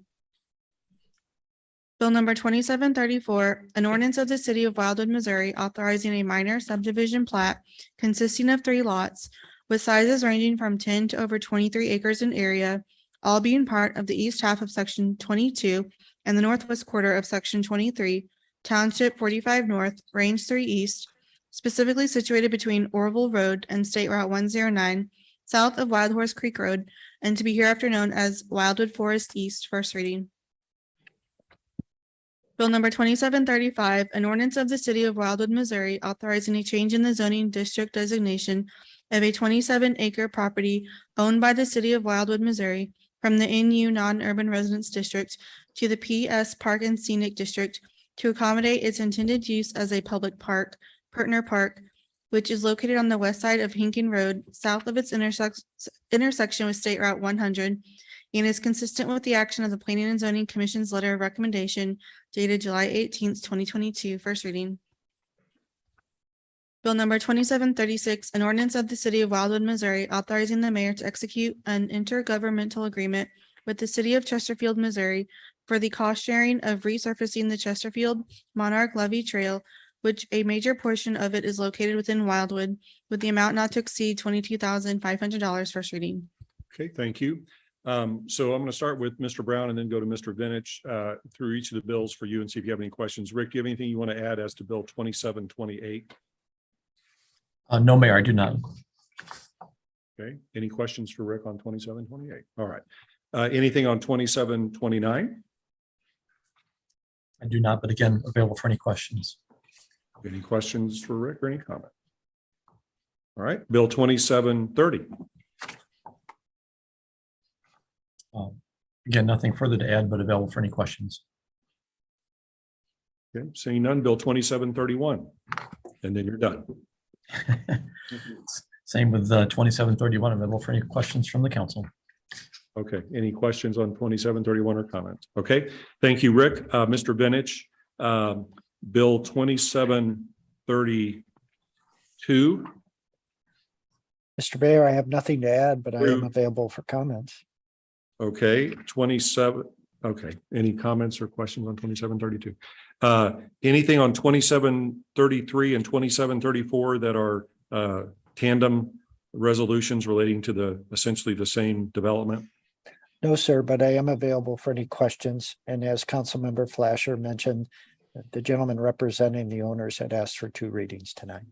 Yep, and we're going to talk about that in just a second. Thank you. Anything on 2735? No, sir, but available for comments or questions. Anything about Portner Park? The zoning change for that? All right. Anything on 2736, Mr. Benich? No, sir, again. Mr. Chesterfield. Mayor. Oh, sorry. That's right, the Chesterfield Monarch Levy Trail. Mr. Mayor, I have nothing to add, but I am available for questions or comments. Thank you. I don't see any on that. Okay, so they've all been read the first time. Now, relative to Bill 2733 and 2734, we did have a request for second reading. Mr. Benich, is there any objection from the department to having a second reading for those 2 bills? No, sir, the plat components are complete and they provided all the items that were requested. And so therefore the department does not object to 2 readings tonight. Thank you. Okay, while we're at it, is there any objection to second reading of Bill 2732 relating to the lot split in the Babbler Forest Hills subdivision? There is a couple items that are missing from the utilities, and I'd like to hold that one for second reading at the next meeting of City Council. That's fine. Is there any objection on your part relative to second reading of Bill 2735 as to the zoning change for Portner Park? The department has no objection, but on the other side of the coin, we haven't begun the planning process yet, so it could wait. Well, But certainly it could be read twice tonight, sir. okay, I thought so. Okay. So council members, we have 3 bills that could be read a second time unless we want to get into those with monetary implications, which I would recommend against, but we'll follow your wishes on that if you want to make a motion for second reading on anything else. But the 3 bills that do not, that there's no objection from the department for second reading are bills 2733, 2734, and 2735. Would someone like to make a motion for second reading of the 3 bills? Made by Councilmember Bartoni, seconded by Councilmember Nyan. This will take a 2/3 supermajority vote to read bills a second time at the same meeting.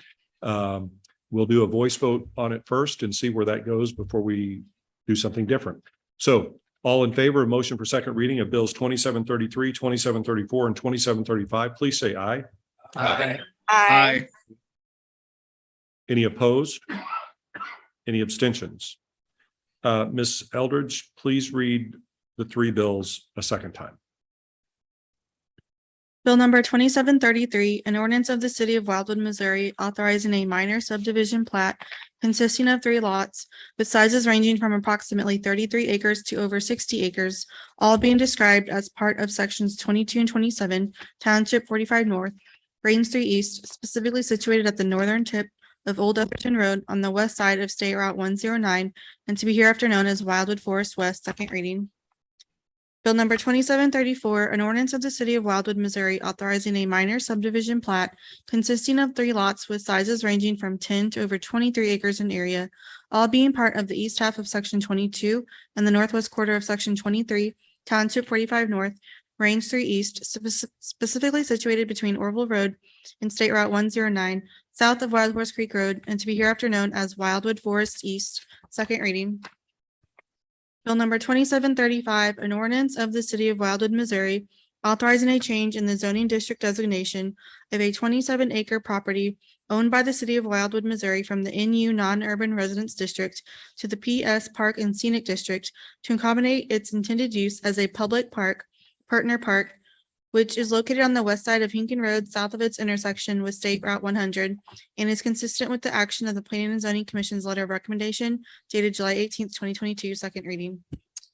Thank you. Councilmember Clark, you had a question or a comment, I believe? I was just going to ask if maybe we could consider also a second reading on 2729 so that we can get that underway. I know there's a monetary attachment with that, but the sooner we can get that reviewed and started, I think the better. You're free to make a motion to that effect if you'd like to do that. I would. Okay, we have a motion for second reading on Bill 2729. This relates to the contract with CD Engineering for the structure on Wild Horse Creek Road, budgetary implication $33,140. Is there an objection on the part of the Department of Public Works, Mr. Brown, to a second reading? No, Mayor, we would certainly be in favor of that if that's the desire. Is there a second to the motion for second reading? Seconded by Councilmember Farmer. Any discussion on the motion for second reading? Okay, as I mentioned earlier, this would need a 2/3 vote. We'll try voice vote, see where that goes before we do something different. All in favor of the motion for second reading of Bill 2729, please say aye. Aye. Aye. Any opposed? Any abstentions? So the 2/3 supermajority has been met. Ms. Eldridge, please read Bill 2729 a second time. Bill number 2729, an ordinance of the city of Wildwood, Missouri, authorizing the mayor to negotiate and execute a city consultant agreement with CB Engineering Incorporated, doing business as Cochrane for professional services to complete final design plans to replace structure 3-107 on Wild Horse Creek Road in the city of Wildwood, second reading. Thank you. Rick, anything further you want to mention relative to the bill? And just briefly, Mayor, it would be helpful to allow Cochrane to continue work on this project. We would like to get the plans wrapped up as soon as possible so that we could consider actually building the bridge and moving forward with this project. So it would be helpful to approve it earlier rather than later. Thank you. Okay, so you're speaking in support of the council approving this bill then? Is that what you're? That's correct, Mayor. I would appreciate that. Yes. Okay, thank you. Any questions for Rick or any comments? Seeing none, Ms. Eldridge, please call the roll for final passage of Bill 2729. Councilmember Flasher, Yes. Councilmember Brost, Yes. Councilmember Edens, Yes. Councilmember Ottenberg, Yes. Councilmember Dodwell, Yes. Councilmember Bertolino, Yes. Councilmember Jaxi, Yes. Councilmember Hopper, Yes. Councilmember Galani, Yes. Councilmember Clark, Yes. Councilmember Bartoni, Yes. Councilmember Nyan, Yes. Councilmember Farmer, Yes. Councilmember Rambo. Yes. All right, the bill passes and will be in effect once signed. That takes us to the consent agenda. We have the following things on the Mayor consent. Bowen, I'm we sorry. still had the second reading. I never read the vote for the second reading for the 2733, 34 and 2735. Oh, we didn't vote on those? No. Okay, my apology. Okay. Jimmy, We got sidetracked with the second. Okay, so please call, so we read those, however, correct? Okay, yes, they've been. so please call the roll of the council for final passage of bills 2733, 2734, and bill 2735. Thank you so much. Councilmember Brost, Yes. Councilmember Edens, Yes. Councilmember Ottenberg, Yes. Councilmember Dodwell, Yes. Councilmember Bertolino, Yes. Councilmember Jaxi, Yes. Councilmember Hopper, Yes. Councilmember Galani, Yes. Councilmember Clark, Yes. Councilmember Bartoni, Yes. Councilmember Nyan, Yes. Councilmember Farmer, Yes. Councilmember Rambo, Yes. Councilmember Flasher. Yes. Okay, the bills are passed and will be in effect once signed. Now, thank you so much again, City Clerk Eldridge. That takes us to the consent agenda. We have the following few things. First, our minutes from the August 8, 2022 City Council work session and regular meeting. Second is the grant of authority for me to approve expenditures for the month of September and per the course that I do on this consistently, you'll be provided with those before I sign off on them to make sure you don't have any issues with them. Next, we have an appointment of Dennis Lovelly, who was previously approved by the council for our Board of Adjustment, but unfortunately discovered his schedule was not going to allow him to serve there. So I found another spot for him. I think he'd be a great addition to our team on the Architectural Review Board, replacing Mr. Sanini, who recently resigned. And finally, we have a resolution 2022-23, which relates to an agreement with Outdoor Living for the purchase and installation of fence sections along the southern edge of the Wildwood Greenway corridor for $12,575. And as you know, with the consent agenda, a motion to approve it approves all items set forth in that consent agenda. Are there any questions on any of these items that are in the consent agenda section? Okay, if not, I would ask for a motion to approve the consent agenda as presented, made by Councilmember Rambo, seconded by Councilmember Flasher. Is there any discussion on the motion to approve the consent agenda? Seeing none, all in favor of the motion, please say aye. Aye. Aye. Any opposed? Any abstentions? Consent agenda is approved. That takes us to miscellaneous. Does anyone have anything? Councilmember Bartoni. I just want to recognize Mr. Cross and his team for their diligence and hard work getting the trailer removed. Thank you very much. I'm sorry, diligence and hard work and what? Getting the trailer removed. Oh, yes. Thank you very much. Yeah, we have been on top of that, and I think we made some good choices relative to achieving that. Councilmember Galani. I just wanted to give appreciation and thanks to the city staff for putting on a phenomenal back to school concert last month. It was probably the best concert I've ever been to in Wildwood, and I think probably the most heavily attended. I think 3/4 of the residents of the city were there, maybe some that weren't residents, but everyone I saw was having a phenomenal time, and it was really cool to see. Thank you. Anything else under miscellaneous? Councilmember Jackson.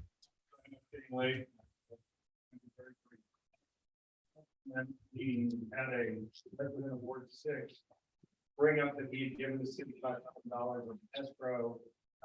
That was common practice while waiting for other residents to move into the neighborhood, spend money for improvements in the neighborhood. I've been meeting with the city team quite a bit with the last conversation. I wanted to throw an idea out there. I certainly see the city's perspective on this, that collecting the money makes sense. To encourage or give the city the ability to make some improvements in the future. But I also see the residents' perspective in this particular case as well. As Joe direct commission that I've talked several times, he's kind of in a one-off.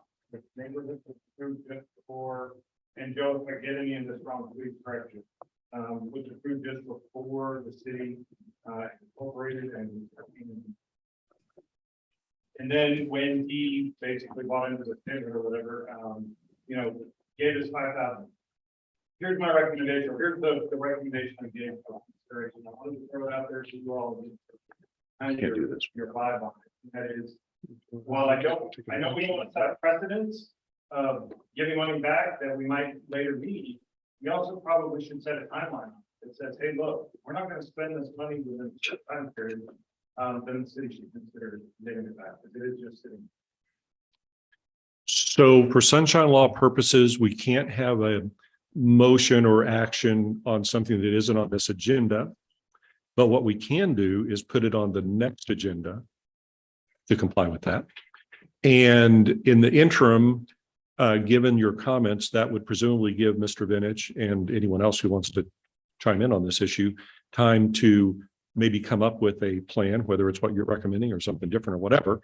And it will be on the agenda for the next council meeting. And I guess given kind of this is sort of a question to you since it's your issue and Councilor Rambo, given the potential tentacles on this and, which solution might be right or wrong, my gut says that the best way to handle it would be for action at the work session, rather than moving directly to a bill that would come before the council, because I don't think there are a lot of things that need to be thought through and council needs to be updated on and so forth. So are you good with having it on the works? Okay, so you're good with that? Okay, so it'll be on the for action section of the work session at the next council meeting. Okay, anything else under miscellaneous? Councilmember Edens? Yes, thanks, Mayor Bowen. Councilmember Jaxie, we couldn't hear you at all. So either you need a new microphone or it needs to be scooted closer or it wasn't on. So if somebody could just recap what you said later to me, that would be great. But I did want to just tell you guys, I went to a lecture today on capital asset management and planning for the future. And I walked away feeling two things. The first was extremely proud of Wildwood. And I want to thank the leadership at the top. That's Mayor Bowen, Director Brown, Director Vunich, City Administrator Cross, Don Kaiser, because we are light years above many other cities in how we plan for robust stresses on our system and the types of maintenance schedules that we put ourselves on. When I left that, the other feeling that I had was very concerned for other areas in the state. And so I just can't say enough. I know we worry because we're in situations and we're in the moment and that's our job to worry. But rest assured, we are doing things with good practices and we're certainly doing it better than many other communities in the state. So thanks. Okay, thank you so much, Councilmember Edens. Anything else under miscellaneous? Summarize what Mr. Jackson said. She said later. Later. Councilor Edens, if it's okay with you, Councilmember Jaxie will talk to you about how he wanted to handle some of the problems that happened last year at the parade with some of the go-karts that came.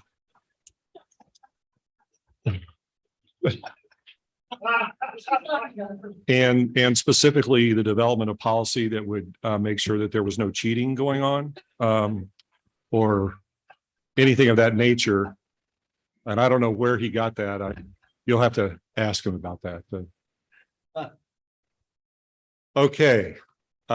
With that, we'll take a motion to adjourn. Made by Councilmember Farmer, seconded by Councilmember Hopper. Non-debatable motion. All in favor of the motion to adjourn, please say aye.